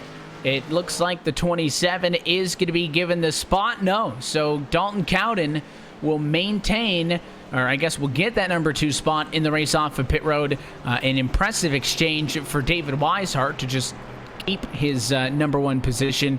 And the cars you see stayed out here are not really guys from the back of the pack trying to come up. A lot of these are lapped cars. Again, lapped cars cannot pit with your race leaders. Pit lane doesn't open for them till another lap around. So Dylan Mariano is going to be into the pit lane here. Nick Hunt and Jason Eisenhower, interestingly enough, they stayed out to get their lead lap back. If they pit, though, they'll probably lose that. But they are going to come down pit road here, and still the 66 at Tinch. He's going to stay out. He'll go from 11 laps down to 10 laps down by staying out. So nobody really of consequence in that group of cars that stayed out. That was mostly lappers, and the running order will not change all that much. Yeah, these guys are just settling in at this point, and it's going to be very interesting to see what happens here if these guys go after it knowing that they're going to have to come to pit road one more time, or if they try to really just be patient with each other. I think you're going to see the racing really ramp up as we get closer and closer to inside 30 laps to go. I just think you're going to see everybody go after it here and just try to get everything they can and then come to pit road when it's time to pit for fuel. This is really going to change how they approach that final pit stop, though. If it stays green and they have to pit under green, Evan, we could see some 2-tire calls, something we have not seen at all in tonight's race. We might even see some gas and go only, because as close as they're going to be on fuel, they really probably only need 2 or 3 gallons of gas to make it to the finish. So if we get to that point, you might see somebody maybe that's not as fast as our race leaders that wants to try to get that advantage. They can come in, take a splash of gas, get out there, have that track position, and then just hope they can hang on and get to the checkered flag. Time will tell what the complexion of this race is going to be. These extra 2 pace laps or so will also help your fuel number. I feel like, Brian, and I suppose I'll defer to you on this as the driver here. If you're short, the number looked like 6. That's when the yellow flag came out. Well, would have been 6 laps too short, but you filled it up. You're going to go around 2 more times.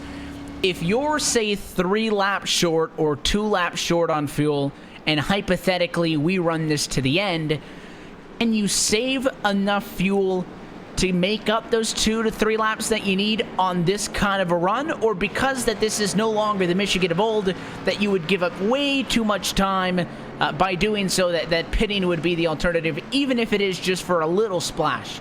Well, I think Dalton Cowden just answered that question because he came to pit road and is topping off on fuel right here. So that tells me that his crew thinks they are very close on making it on fuel and might even have enough to go the distance by topping off here. There was a handful of other drivers that did the same thing as well. Darren Clement came in, Nick Hunt came in, looks like the 7 car came in of Ed Morris. So there's a couple of these drivers that seem to believe that they're going to have a shot at it. I cannot imagine Dalton Cowden would give up the track position battling for the race lead. He had one of the faster cars to give up that track position because now he is going to be well outside of the top 15 and is going to have a hard time getting back up through this field, I would believe. So I definitely think these guys feel like they have a shot at it. He was second position at the time. Dalton Cowden, he will restart now, scored behind everybody. Looks like it'll put him in about 14th actual position because there were a handful of other cars that came down. It's a bold move. If this thing goes green, it could be a race-winning move.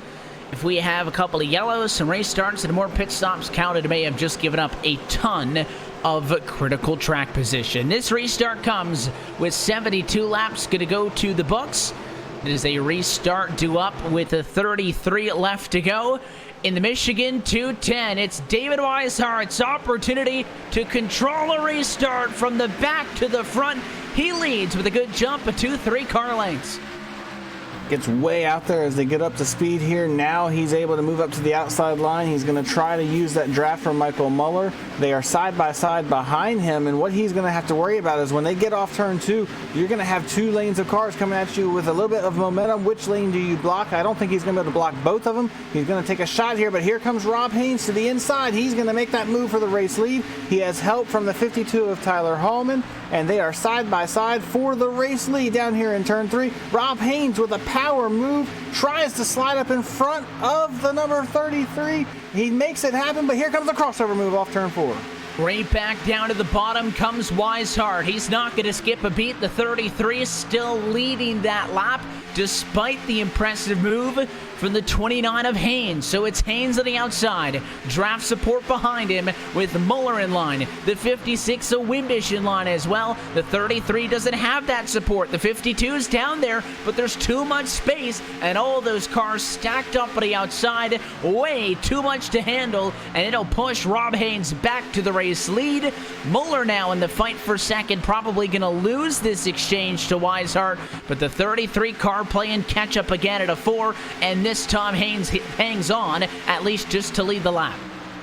And Rob Haynes holds on to that race lead, but Weishart right on his back bumper as they go off into turn 1. He's got the number 27 of Michael Muller down on the inside line, but as we've talked about several times, he doesn't have any drafting help right now as they come off turn 2. He is door-to-door with our race leader, Rob Haynes, but he is going to quickly lose that momentum. You can see David Weishart pulls on past him, and here comes the number 56 of John Wimbish trying to pull up to his door as well. It looks like now the Michael Muller machine is going to be able to fight back to the inside of David Weishart. Can he get the help that he needs? Looks like as they come off turn 4, the answer is going to be no. Rob Haynes pulls down trying to pull some draft, and now everybody goes to the bottom, leaving David Weishart out.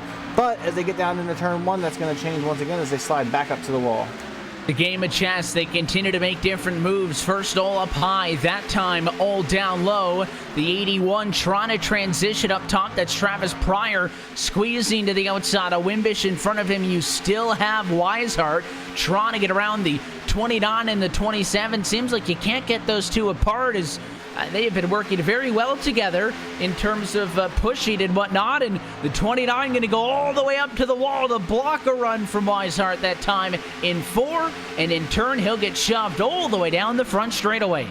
All the way down the front straightaway, and now can Weishart make the move for the race lead as they go off into turn 1? He probably could have, but he chose to stay behind Rob Haynes for the time being. He's going to hold on to that track position. You got to wonder if maybe he's just trying to save a little bit of fuel, knowing that a couple of these guys have topped off. Maybe he doesn't want to be the lead car. He can be behind. Never mind. Here he goes to the inside for the race lead. He doesn't want to think about fuel right now. He wants to think about going for the lead. He's going to power down into turn 3. Can he slide up in front of Rob Haynes? He easily is going to take that race lead. I've not seen a car be able to make that move tonight other than him and make it so convincingly, Evan Pasocco. He just made it look like that was nothing. It was a very convincing move, despite the fact that Haynes and Muller had been working seemingly together for a lot of that, despite the, those aren't teammates. They've just ended up being on each other's bumper, maybe realizing that 33 is really good, and he was able to make that move with essentially no support, and he goes back to the race lead in all of this after seemingly being the odd man out in a lot of the last couple of laps by. It's a big single file train. I think as well, Brian, somehow through all of that, Michael Muller still in the 27, didn't get an opportunity to lead at least on this restart, so that'll keep him fired up in third. But this group goes all the way back to Bryce Senesac. First time the 09 machine has been really up in the battle for the race lead. He's the last of this 7-car train. You've actually got Dalton Cowden just barely hanging on behind him, as well as he's actually closed in. And how about the recovery he's made from that strategy call? He's up to P8 right now, and he is within about a second and 2/10 of our race leader. So if this 034 car has enough fuel to go to the end, he would be in a prime position to hang on and most likely win this race, because none of the guys that are in front of him right now came in and topped off. He's definitely got the most fuel out of these guys. Now we're going to find out if he has enough. The one thing I'm seeing is he is not really trying to get up here and challenge these guys. I think he's just trying to hang on to the draft, which to me, Evan Pasoko tells me, he still feels like he's a little close. Maybe he wants to utilize that draft where he doesn't have to go full throttle down the straightaway. He can save a little bit of fuel that way and still stay in the draft, and it might help him have enough to go to the finish. And that could push him over the edge. He already has the advantage atop of, the top 7 in front of him. So a very impressive run through the field for Dalton Cowden. Still loses track position. Again, he was second. He's not in that position no longer, but at least in touch. It's a huge difference between 8th and 9th. On paper, it may not sound like it, but 9th position is almost 5 seconds off of your race leader, and that's a big battle back there with a lot of 2x2s, so that kind of in-battling between them's not helping their case at all. Second position, now where the battle is, as Muller goes to the inside on Haynes. Try to make it work after so many laps of working together. The 27 trying to make some moves for his own as they see Weishart start to tiptoe further and further out. They cannot let that 33 car get away. Absolutely not. They have to stay in touch, especially if they have to come to pit road. They want to try to stay as close to him as possible and not let him get away. The one thing we did see during that round of green flag pit stops, though, Evan, is Weishart and Cowden, they were able to really get a gap on the field for a couple of laps because they were so good coming in and out of the pits. But once they got up to speed, the draft was able to bring that group of cars back to them. With as few laps as we expect these guys to have left coming back to the checker flag after they get their pit stops, they're almost certainly going to have to try to have a flawless stop. You do not want to let Weishart get any type of an advantage on pit road because you already know he's going to be very fast coming in and getting off of the pits. Waiting to see now if this race continues to stretch itself out. Very wide that top of the front straightaway. One thing we really haven't seen anything of is drivers going down to the apron on the front stretch. Used to be a more common move, but again, when you're working in the draft, the race leader is mid-race track up top. Everybody's going to follow them, but fun to see that the 40 car is sticking at nose a little bit lower as the battle for the race lead is on. The 27 again on the bottom. That's where he made the pass for second. That's where he's going to try to make the pass for the race lead. A small bobble there by Weishart out of 4, and there may be a kink in the armor as they come on the inside here, side by side for the race lead. And you can see these guys teaming up to try to pass that 33 car. They know how fast he is when he's out front. It's almost like when Joey Logano was out front in this race a couple of weeks ago. You just couldn't do anything when he was the lead car. You have to do everything you can to try to take him out of that position. That's exactly what we just saw these guys doing. And you can see they're continuing to do it. Michael Muller, he pulled low for a second down the back straightaway. He realized the momentum wasn't there. He had to get back up in front of Weishart, but they are still trying to work together. You can see now he goes low again through the corner, trying to give Rob Haynes a little bit of draft. Unfortunately, though, with no help down there, it's going to be very difficult for him to do that. But look down the front stretch right here, Evan. Everybody goes to the bottom, leaving Weishart by himself. The problem is they're not close enough together to really be able to form that draft and pull away from him the way they could if they were lined up bumper to bumper. And Wimbish not willing to join kind of the revolution there. He still had to tuck up, get behind the 33, saying, listen, I know this guy's good. We'd rather get rid of him, but if I'm not behind him, I'm not getting that draft. So he tucks up behind the 33 on the front stretch there. I don't really know if that helped Weishart, but he's right back in this, slicing in front of Haynes, trying to get to the inside of Muller there. and just so impressive to be able to keep that speed off of the corner as the inside continues to be a viable option. 20 laps left to go in this Michigan 210. A lot of questions, including fuel, for all of the cars in the picture right now. Yeah, all of these drivers are definitely going to have to come to pit road, I believe. I just don't see the way they can pit or make it to the end from where they had to pit. But I'm really curious to see what Dalton Cowden's able to do here, because he's still not really trying to get up into this battle. He's stayed close enough to where he's within striking distance if he feels like he needs to, because it looks like we might have a couple of these guys coming to pit road right now, including race leader David Weishart. Looks like John Wishman is coming in, and I believe that is the number 52 of Tyler Hallman. All three of these drivers have figured out they cannot make it to the finish, and they're going to get their service now. Now the question is, Evan Soko, do they do 2 tires? Do they do just a splash of gas? Is it going to be 4 tires? We're about to find out. Looks like Weishart he's getting at least right sides right now. They come around, they are going to take 4 tires on that 33 car. So that's the call for David Weishart. Now we have to wait and see what happens. The call is going to be the same for Hallman. He'll go for 4 tires. The 42 of David Elliott is just a damaged machine in this picture, but those 3 come in for 4 tires and fuel. They get it. Wimbish get away, win that race off, and now the other 3 for the top spots are in. It's Muller down the pit road on the bumper as Travis Pryor closed the gap. He got right on him. The 29 of Haynes is also on pit road. All of this, well, the 034 of Dalton Cowden, who gave up P2 to top off on the restart, coming to it with 1 to go before we went back green, has stayed out and now has a 1 second advantage, a whole lap of an advantage atop of the cars who are just now blending out back into traffic. Brian, if the 034 wasn't confident, that was your time to pit, to get back in cycle with everybody else. Him staying out, I think he's got to be all in now, because he's going to give up too much time to stay out and then decide in 5 or 10 laps that he actually wanted to come in.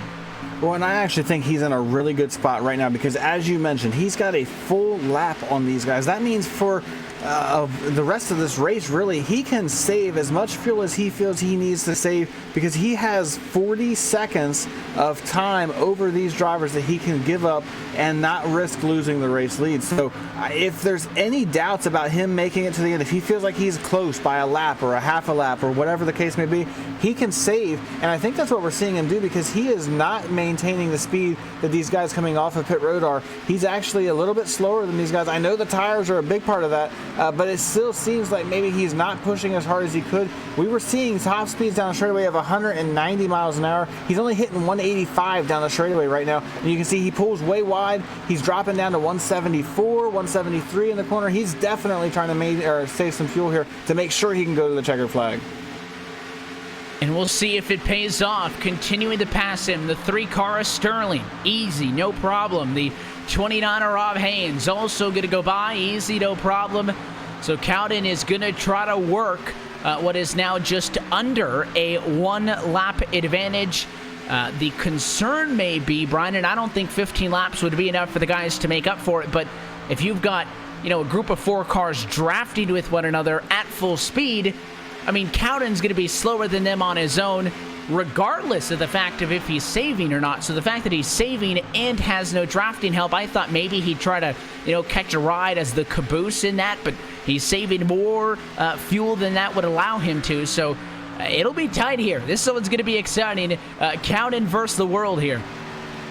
It's crazy to think we've always talked about Michigan as being a fuel mileage race. We have a completely different package for these cars right now, and we're still talking about Michigan being a fuel mileage race. It's just something about this racetrack that it always tends to play out that way.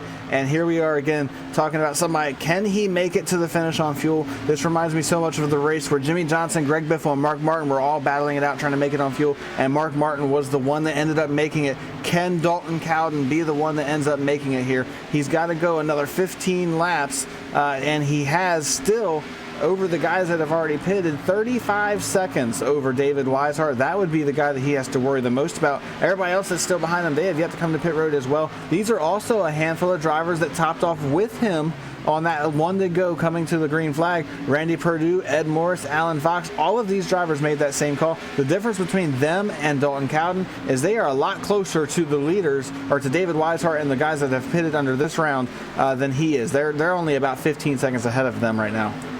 If you want to make up 35 seconds in 15 laps, you have to get them by 2.3 seconds per lap.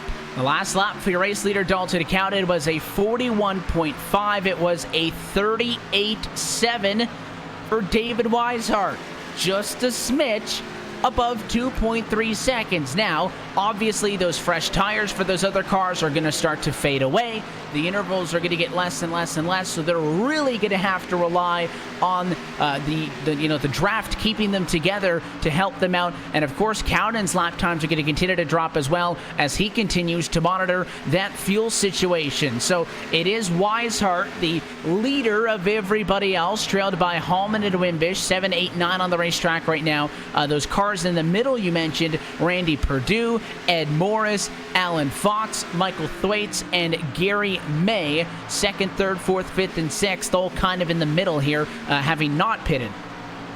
I do believe that if Dalton Cowden gets to a place where he feels like he can make it to the end on fuel, that he will pick his lap times back up, because as soon as the leaders around him came to pit road, he dropped his lap times by 1.5 seconds to 2 seconds from what he could run, what he was running when he was in the pack. He did not lose that much time because of the draft. He has just backed off. He's running slower down the straightaway. He's running slower through the corners. He is definitely in fuel-saving mode. But I believe, and actually that last time by, he picked up and ran a 40.68. The lap prior to that was a 42.1. So that's a 1.5 seconds difference in his favor. So I believe if he feels like he's finally at that place where he can go with 10 laps coming to the line right now, 10 laps to go, you're going to see he's got a car in front of him that got really loose, but managed to hang on to it. I think you'll see him be okay. That's going to make it that much harder for David Weishart to run him down. He is actually making a ton of time, though. He's up to just 24 seconds behind Dalton Cowden at this point. And those intervals will continue to cycle through up at the top of your screen. 10 laps left to go in the Michigan 210. It is still Cowden, and in relation to the other drivers in the same realm as him on the same strategy, he doesn't have to worry about them. He's 10 seconds ahead of Randy Perdue, and even Ed Morris and Alan Fox. They're going to get passed by Weishart and company very shortly. So that's not going to be a huge difference. In fact, that's going to happen. Now there's a car to the outside wall, though, in turns 1 and 2. Pretty hard. It's Dylan Mirando. The 2 is in the wall, only creepy now at 80 miles an hour off the corner. He's got to get that car down and out of traffic, or we could get a yellow. Yeah, and the problem is with this track, with the way it's set up, even if he gets down on the apron, if he brings that car to a complete stop, it could trigger a caution flag. So he's got to be really careful here to try to get back to pit road as carefully as possible. He gets down to the apron now, and it looks like he's going to be out of harm's way. Definitely well off the pace, has some issues with that car, but it looks like he's going to be able to creep around to pit road. He's off the racing surface, so we're back to it. Dalton Cowden looks like he's still trying to save a little bit of fuel. He really backed off his lap times. He's running 170 down the straightaway. We were seeing him run about 180 just a couple of laps ago. He's back down into the 42-second bracket. I think he picked up the pace just a little bit, Evan Pasoko, to try to make sure that David Weishart could not catch him. As they get closer and closer, I think we're down to 7 laps remaining in this race. He just wanted to make sure that gap wasn't going to close in too quickly on him. Well, it sits at 21 seconds now, so it would be a little bit more than that 2.3 seconds per lap that I mentioned that they would have to make it happen at. They just haven't been able to keep that rate of increase up. And they're going to end up short in this one, assuming that we get to go the distance. Working lap number 98 now of 105. Say this works out for Dalton Cowden, that'll be one of the more gutsy race performances that I've seen in some time to give up great track position. I think that Cowden could have won this race, Brian, anyways, if he just stayed with it. I think he had the race car to do it, which made the decision to go off strategy that much more gutsy. If this pays off, it'll be exciting. But how about, the cars in the middle here? Can Randy Perdue get something out of this, or is he going to get swallowed up by the pack in third position that's closing pretty fast? Yeah, I think Randy Perdue is going to lose that position. He's down to just a little bit over 2.5 seconds ahead of David Weishart, and I just don't think he's going to be able to hold on. As you can actually see that the pack is storming down on him right now, and he's still in fuel conservation mode. He's only running about 160 miles an hour all the way around the racetrack, so I definitely feel like he's on the edge. He may not even have enough fuel, which is going to be very interesting, because if you see him saving like that, you have to wonder just how close Dalton Cowden is, as now David Weishart is going to be able to overtake that number 5 car to take second position away. The gap is down to just 12.1 seconds with 6 laps remaining in this race. That means they got to gain at least 2 seconds a lap to even give themselves a chance at Dalton Cowden, assuming he's able to make it to the checkered flag. The interval between them the last time, though, was 4.5 seconds, because Cowden is way down to 43 seconds. Randy Perdue has backed way off the pace as the 5 car tries to make it to the end. Again, he and Cowden decided not to come down to pit lane. In fact, they did so before the restart, but have not on this run, unlike everybody else. I don't think this is done, as Cowden creeps at 165 miles an hour, Brian, off at turn number 2. He is way off the pace now, and David Weishart and company are closing quickly. I don't think the 034 is going to make it. Yeah, I don't think this is going to work out for Dalton Cowden. If he's going to maintain the race lead and win this race, he has to pick the pace back up right now. He's probably given up another 4 seconds, and he's still just barely creeping around this racetrack. Another 43.0 for him to David Weishart's 39.51. That brings the gap down to just 5 seconds with 4 laps left in this race. If Cowden's going to win this race, if he has enough fuel, he has to pick the pace up back right now. And that tells me he probably doesn't have enough, which means this might have played right into David Weishart's hands. But you can't really just hand it to him, because he's got Michael Muller, our pole sitter, right on his back bumper as well. Let's take a step back and watch this fight for second and see if they continue to close in on Cowden. As you mentioned, it's Weishart P2, Michael R. Muller behind him in third, and also the 29er Rob Haynes there. The interval, 5 seconds down to 2.9. If they stay the same, they're going to get to Cowden when the white flag flies. That time by, there were still 3 laps to go. That's an eternity for your race leader. Yeah, but Cowden has picked the pace back up. He's running 186 down the back straightaway. He ran a 41.55 compared to that 43 flat just a lap ago. So he has picked the pace back up. Now the question is, did he give up too much time to this group? Is he going to be at risk of still letting them catch him just because they have fresher tires than him? 2 laps remaining as he crosses the stripe. At the stripe, he ran a 40.090 to David Weishart's 39.6. That was only a half a second difference. If he can maintain that over the next 2 laps and make it to the end without running out of fuel, he would be able to hold on to this race lead. He's picked up the speed substantially, as you mentioned, that 40.0, and now spins at a turn number 2. Gillen's nearly around, and we're going to hang on, but the 034 is out. He cannot make it. Dalton Cowden gonna dive to the apron, and he is gonna coast to the pit lane. David Weishart to the race lead, looking for the white flag. White flag is flying for that 33 of David Weishart. Boy, how this race changed, but it's not over, because here comes Michael Muller. Can he make a move to the inside? He looks like he's going to try to challenge. Doesn't have the run that he needs. Still single file through 1 and 2. He's going to have to try to set him up for a big move down in 3 and 4. As they come off turn 2, looks like they both get a little sideways, and Weishart has the advantage as they head to turn 3. Weishart's got the real estate to work with. Is he going to be able to close this one out? Now Muller within 1 car length. It's the final time in corners 3 and 4. Michael Muller drives it in hard to the quarter panel. He'll look to the inside. Weishart gonna hold the outside. Side by side of the line. And the outside is good enough. David Weishart hangs on. Winner tonight from Michigan. What an absolutely incredible finish that was right there. You've got to feel heartbroken for Dalton Cowden, though. It looked like he was going to go. I thought when he picked the pace back up, Evan Pasoko, that he had enough fuel, but I guess he just realized he didn't and was going to take every little bit of the gas that was left in that fuel cell and run it as hard as he could until it ran out. Unfortunately, it did not work out for him, but what an incredible drive by David Weishart. He spent most of this race, once he got up through the field, he was out front. He started 27th here tonight, Evan, and was able to work his way all the way up to the front and win this race. Absolutely incredible drive. and he made up all those positions early. He was a focal point of this battle.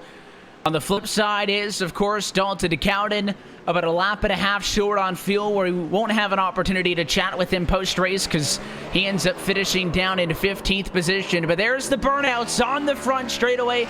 David Weishart celebrating his race win tonight from Michigan. Backs up the win in the season opener from 2 weeks ago at Kansas. First driver to multiple race wins this season. And of course, with the rough night to David Elliott, your points leader into this evening, that 33 machine should rocket to the top of the standings.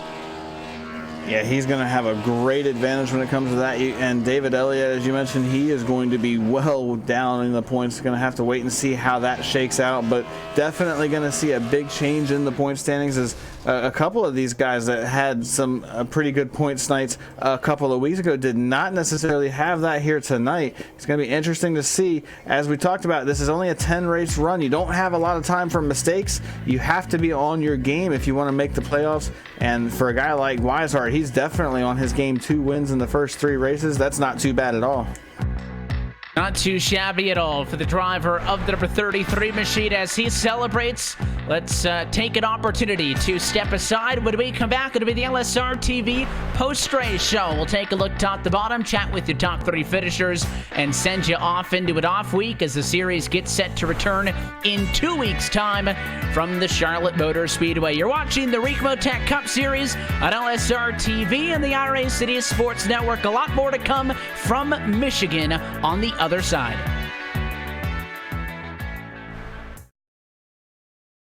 And now, Rayon Fowler into the outside wall. He's going to pass nearly 3 cars down that front straightaway, and he's going to get them all done with. What amazing! Lee to the inside goes Logan Clapton is going to touch in.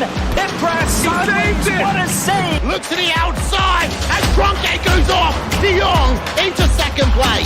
Going for the switchback. Oh, pinpoint driving. It's howling down to the inside. I'm trying this contact though. Slide left to the racetrack. Chris Renner drives it back down underneath, and he takes that second spot right back. Joker goes to Garrett Lowe. Garrett Lowe should take victory with all that contact. He's going to try and make the move around the outside the parabolica. That's not going to work, but he's going to try and get the cut back here. Get the run out the parabolica. That's beautifully done there. Makashube, there's a little bit of door banging as well.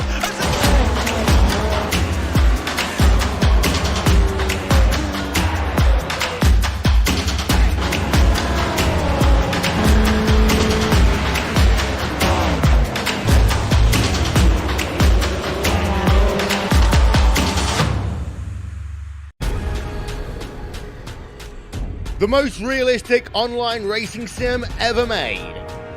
This is iRacing.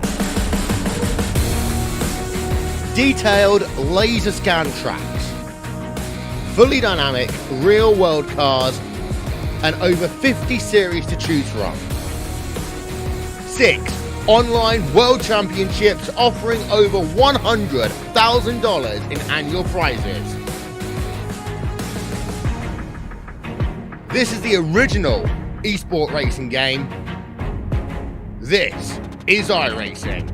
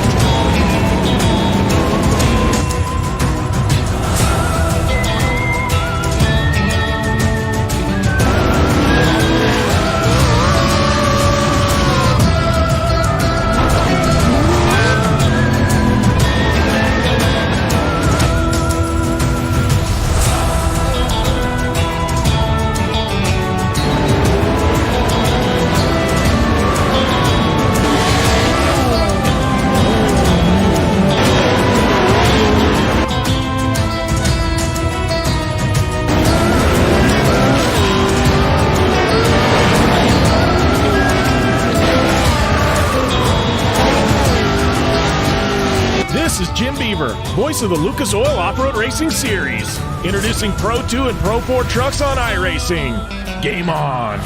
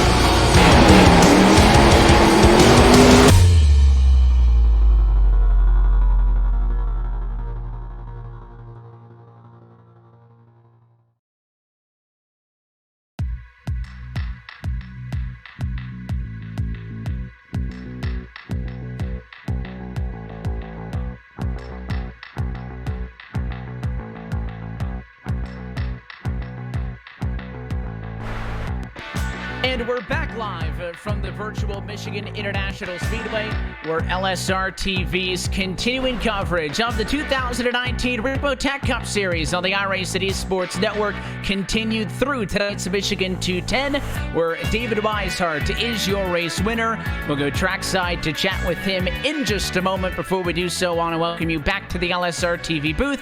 Evan Pasoko, Brian Macklin, and our producer Hugo Louise with you. Let's look top to bottom at our LSR TV full race results. It's the win for Weishart by 0.016 seconds over your pole sitter, Michael Muller. Tyler Hallman comes home in third. We'll be trackside with all of them in just a second. Bryce Senesack and Rob Haynes also rounding out your top 10. John Wimbish finishes in the number 6 spot. Travis Pryor finishes 7th. John Sterling is 8th tonight. Darrell Clement is 9th.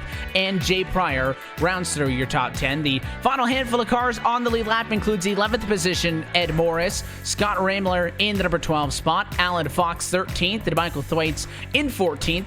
Then come the Laptors for one lap down, 15th, Dalton DeCount, along with Joshua Gillen in 16th, Randy Perdue 17th, and Gary May in 18th position. Nick Hunt was 2 laps down in 19th. Jason Eisenhower was also 2 down in 20th position. The rest of these cars banged up and more or less behind the wall. It includes Dylan Morano, Bobby Tinch, Hunter McDaniel, Adam Eisenhower, Mike Franklin, David Elliott, Tommy Haynes, Steve Dutz, and Jerry Glenn. That is your complete look top to bottom at tonight's LSR TV full race results. Let's go trackside now and chat with the driver of the number 33 machine. David Weishart is your race winner tonight for the Michigan International Speedway. We're with him now. David, congratulations on the win. First, talk us through, obviously, that last lap run to the end with Michael David at the inside there. Man, it was wild. I'm not 100% sure, but I'm pretty sure that the 29 and the 27 are teammates because they were working together all race. And I knew they were second and third, and I had my teammate back and forth. And I was like, if they hook up, they're going to get around me, but they never hooked up. And that last lap, I knew he was going to try to get close to me and pack that air on my rear to get me loose. And it worked, really. It worked out of 4. I was really, really loose. I had to blipped the gas a little bit out of 4, and then from there it was just a drag race, and tried to use the slope on the front straightaway to kind of level out the speed there, and just nosed him out there. Funny because despite the fact that, you and Muller were kind of going at each other there for the better part of that last run, I mean, maybe you really weren't focused on him because you were trying to chase down Dalton Cowden as our race leader. He and a couple of other drivers decided to come in and top off. We knew we were kind of out of the window. The longest run that we had seen on the night before that run to the end was 29 laps. Restart came with, I think, about 33. So it was right on the window. We knew that I think everybody else had to pit. We thought Cowden maybe was going to be able to make it. He runs out with a lap and a half to go. How did you think that was all going to play out as we counted down from 15 laps to 10 laps to 5, where it looked like even if he was going to be able to make it, you still had a chance of maybe catching up to him? Well, yeah, I knew we weren't going to make it from the get-go, and I wanted to pit a little bit earlier in that run to take advantage of the fresh tires, and I think it was like 10 to go, and me and Tyler's teammate Bobby Tench was like, oh, he's 3/4 of a lap ahead, and I was like, ooh, it's going to be close, and then heard he was in big-time fuel-saving mode. So once I saw him pop up on our relative with about 4 to go, I thought we had him, and when I seen him run out, it was just mirror driving at that point. To be able to get another win, of course, now 2 for you early in the season to back it up. The season opener from Kansas tonight with a race winner from Michigan came into tonight actually second in the overall championship, but not the best of nights for David Elliott, who ends up coming home down way in 26th position. Has you guys in a very good position. How would you rate how these first 3 weeks have gone and how that set you up for making a good run at this campaign in 2019? I think they've gone about as well as you can expect, really. For me, for personally, and as the team, Tyler got a top 3 tonight. I know Bobby got caught up in a few accidents, and that's unfortunate for him, but he'll get that turned around, and I'm pretty sure this might give us the team points lead, so that's good. And looking at the schedule up ahead, I mean, there's no telling what can happen, but I think our team's in a really, really good place. Came into tonight in those team points, just 6 back of the Primetime Motorsports gang, and you pick up a lot for the folks at Simpson Motorsports tonight. David, we'll let you get out of here. I know it was a long, hard-fought night. Before we do so, sponsors or shout-outs and all that good stuff. Who makes it happen for the 33 car? I want to thank Rick Donathan and Extreme Motorsports, first off, for doing this. It's a lot of fun to come out here and race with everybody. I got to thank Premier Private Car Service, Doug Designs, and Sim Speed Shop for everything they do for the series and for the league in general. Thank Northern Capital for coming on and sponsoring our team. Means a lot for us to have them on the car and put them in victory lane twice already. And thank everybody that's involved with Samson Motorsports. We're doing the best we can, and all the teams are looking good so far. So, thanks everybody for watching, and thank y'all for broadcasting. And I'm already ready to go racing next week. Well, you're going to have to wait a week because we're taking the Thursday off, so you'll be able to maybe sit back and enjoy this. But I know that the way the season started, not only for you and the team, possibly coming at it tonight with the points leads in both, that you want to keep this momentum going. David, you certainly did tonight. We appreciate the time. Post-race, again, congratulations on the win, and we'll see you when we get back to it. Thank you, guys. The race winner tonight for the Michigan International Speedway. It's always funny when we talk about some exciting photo finishes late in these ones that when you talk to the winning car, there's always one on the flip side, and it was still a great race tonight for the Next Level Racing Ford of Michael Muller, and we're trackside with him now. Mike, congratulations. It was a good result for you at the end, but what a roller coaster of an evening. Started on a pole, and very quickly you found yourself having to fight from behind. Yeah, that's a crazy night. I mean, it can't get much worse than that when you pull off pit road and your wheel is not working properly, so you have to pull it back in under the first stop and have to fight from the back. But with the help of my crew chief and spotter, Andrew Mraz, I mean, getting it back to the front, making good calls, it all made it worth it at the end for that crazy finish. We'd kind of speculated when we saw the issue there on the pit lane, was it some sort of a penalty? Was it damage related? And you mentioned it was a wheel thing. So many different things can go wrong, kind of a uniquely sim racing challenge. Despite the fact that you did get kicked out of the top 20 quite quickly, almost just as fast, you were back and into the battle up front and a part of this race to the end where a handful of cars from in and around the top 5 opted to come in, top off on fuel. Up until 3 to go, it looked like that was the race we did move. Did you give that any consideration when we came to one ended up being that final race start, or were you pretty confident that those drivers weren't going to be able to make it and to just go green and stop at some point in the run would have been the better decision? No, I mean, we thought about it for about a lap or two, and then tires were such a big deal here at Michigan with the hot track, with how loose the car was getting over the run. We knew the fresh tires was going to be the way to go. We didn't think they were going to make it. We threw it up in the air and thought, yeah, they may make it, maybe not, but the tires were going to prevail at the end. This one marks your second top 10 of the season, but as well your first top 5. So making some improvements and steps in the right direction. Of course, going head-to-head with somebody like David, who's just been kind of trailblazing for the start of the season. Is this kind of a confidence booster or, maybe picking up on something tonight as I think even still at this point, drivers are still trying to get a complete handle on the way these cars drive with this package? Yeah, definitely. I mean, when you can finish that close to David, I mean, he's so quick every single week. This definitely helps the confidence to get better every single week. I mean, we had an off week last week, gotten caught up in a wreck, and then to come out and finish second by that much, I mean, that's not a bad day. And then, with the setup of the car, I mean, here tonight it was loose over a run. Last week it was pretty tight over runs. I mean, you just got to get your handle on it, get on it quick, do a lot of practice, get time in under the sim, and just kind of learn the setups and how they work every single week. Of course, it'll be to the literal end of the spectrum, an off week next week as we celebrate the 4th of July. Back 2 weeks' time to the intermediate racetracks. They'll make up 3 of the opening 4 races on the calendar. It is Charlotte Motor Speedway, obviously tad different. Doesn't drive exactly like Kansas and Vegas does. What's the outlook for the 27 team there? That's one of our best tracks. We have a nice big red circle around that one every single year when we see it on the schedule. We won that one last year. We're going to try to go back-to-back this year on it. Really good confidence going into not next week, the week after. Well, if tonight was any indication, you should be able to carry that momentum through, and we look forward to a tightly contested contest when we get off to round number 4. But we appreciate your time, Michael. Before we let you go, anybody you want to say hi to? Absolutely. I mean, all my sponsors, Norton Graphics, Neonism Games, KC Designs, Next Level Racing for the main sponsorship on the car, 26 Promotions, Doug's Designs for the sponsor, Premier Private Car Services, Sim Speed Shop, Ricmotech to be on the main title sponsor for the Cup Series. I mean, there's just so many guys to thank. Andrew Mraz for being my spotter and crew chief, getting me to these finishes. My teammates, Scott Ramler, Rob Haynes. It takes a lot to make these teams work and have a bunch of confidence going in every week, and I'm full of confidence with my team I got around me. So, and you guys, of course, I mean, you guys are awesome up there in the booth every single week.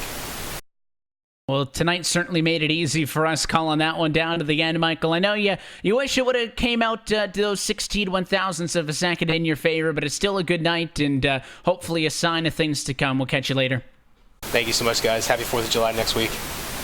Driver the number 27 machine coming home in second place tonight. Michael Muller down the line into 3rd spot and just a little bit further back in the grand scheme of things. And in fact, had a photo finish of his own right. Tyler Hallman coming home 3rd tonight, just edging out Bryce Enesak in the battle for 3rd and 4th. Tyler, congratulations. Tonight you end up on the podium. You started a mid-pack, and the car's got a couple of battle wounds, but compared to some of the people who ended up on the hook tonight, I would say not a bad go for you guys this evening.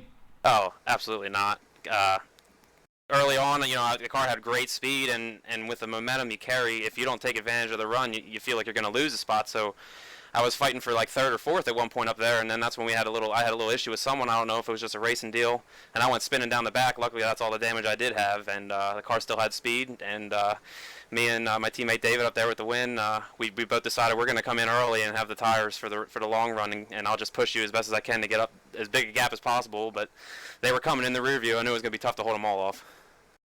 This race was interesting because obviously we had those handful of yellow flags really early on, and then at one point it looked like the race was going to go green all the way. Caution comes just outside of that fuel window, which shuffled things up. And the way that these races tend to go is you get a couple of yellows early, that green flag stretches in the middle, and when we got that yellow, I wasn't necessarily sure that we were going to get those 30 or so laps to the end of this race, but it did. And then again, evidently the decision to not try for the top off like some drivers went for, but to instead to kind of stick with your guns there and decide when you were going to come down to the pit lane and whatnot. It worked out for you, and it goes en route to a third place finish. How much of that decision was made in 100% confidence to go for that strategy, or was it more so an audible decision?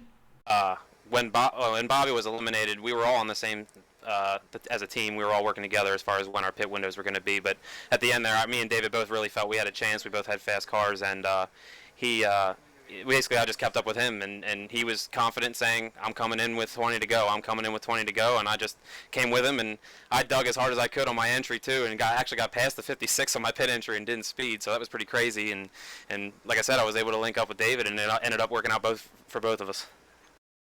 Not a bad night at all when you can get a couple of those team cars up and inside of the top three. Coming into this evening, you guys had some ground to make up, no doubt. And how do you feel like you kind of made up for some redemption from a rough go at Vegas last week? Absolutely. Last week hurt, especially with how fast the car was, and we'll finally get up into the top 10 at Vegas, and then that big one happens up in the top 10 and just sandwiches everyone up in the wall. It was, it was a nothing you could do type of situation, but with how close the points are going to be in this series, it hurt. And I came into this week with this being one of my favorite tracks and one of my better tracks to definitely try and do what I did tonight. So really can't complain. A good night. It was a long night. We'll let you get out of here, celebrate with the team. Tyler, before we do so, anybody else you want to say hi to or give a call to from the team? Absolutely. First, I want to thank you guys for putting the broadcast on for us this season. It's very exciting. I've been watching you guys. Actually, the reason I started running on iRacing is I watched the broadcast by LSR TV, and I thought that was pretty awesome. So, for me, pretty proud to be up here and talking to you guys. I got to thank the series sponsor, Ricmotech, for coming on, Sim Speed Shop, Premier Private Car Service, Doug Designs, and ExtremeMotorsports99.com. This is an awesome league. I have so much fun here with these guys, and it's very competitive, as you can see. Everyone really wants to be up front, so it gets interesting. I want to congratulate my teammate David up there again, and my other teammate Bobby for running here tonight, all my other teammates at Samson Motorsports, and this should really help us for the team points overall, so watch out for us. I'll tell you what, we appreciate the kind words, and Tyler, congratulations on the good result for your sake and as well for the team who collectively had a great night tonight. Hopefully we'll chat with you soon, and it will be with the number 52 car in victory lane. But again, congrats on a good result. Enjoy the off week. We'll catch you in 2 weeks' time. 10-4. Thanks, guys.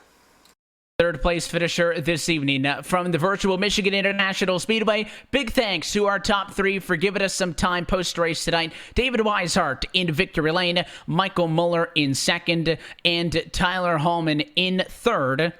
Of course, big shout out to everybody for headed to the racetrack tonight. We already took a look top to bottom of the full race results, and as it is with any series, when you're only 2 and now 3 weeks in, there will be a lot of points changes, not only in the driver championship, which is where the focus may be to make the top 12 cutoff for the chase, but as well for the team standings with a couple of good runs this evening. So we look forward to seeing how all of that shuffles up out of this evening. But as we close the book and round number 3 falls into our rear view mirror, that's it for us here tonight from MIS. Do want to say a big thanks and as well call out to everybody behind the scenes and the team at LSR TV for making all of these broadcasts possible on a night in and night out basis. For your team tonight, for myself, Evan Pasoko, for Brian Macklin, a big call to our director, Hugo Louise, for bringing us to you. Want to thank you for tuning in and congratulate David Weishart, your race winner tonight from MIS. As we said, an off week as we celebrate July 4th next week. So we encourage all of you to enjoy that one with your families. We do have live sim racing action coming to you with the Full Throttle Real Sim Racing Cup Series in action on Monday. That's at 9 Eastern start right here on LSR TV and the iRacing Sports Network. But we'll be back at action in 2 Thursdays' time on July 11th. That one from the Charlotte Motor Speedway. That race and every race of the Extreme Motorsports 99 Ricmotech Cup Series can be found right here on LSR TV. the iRacing Esports Network. Until next time, good night from Michigan.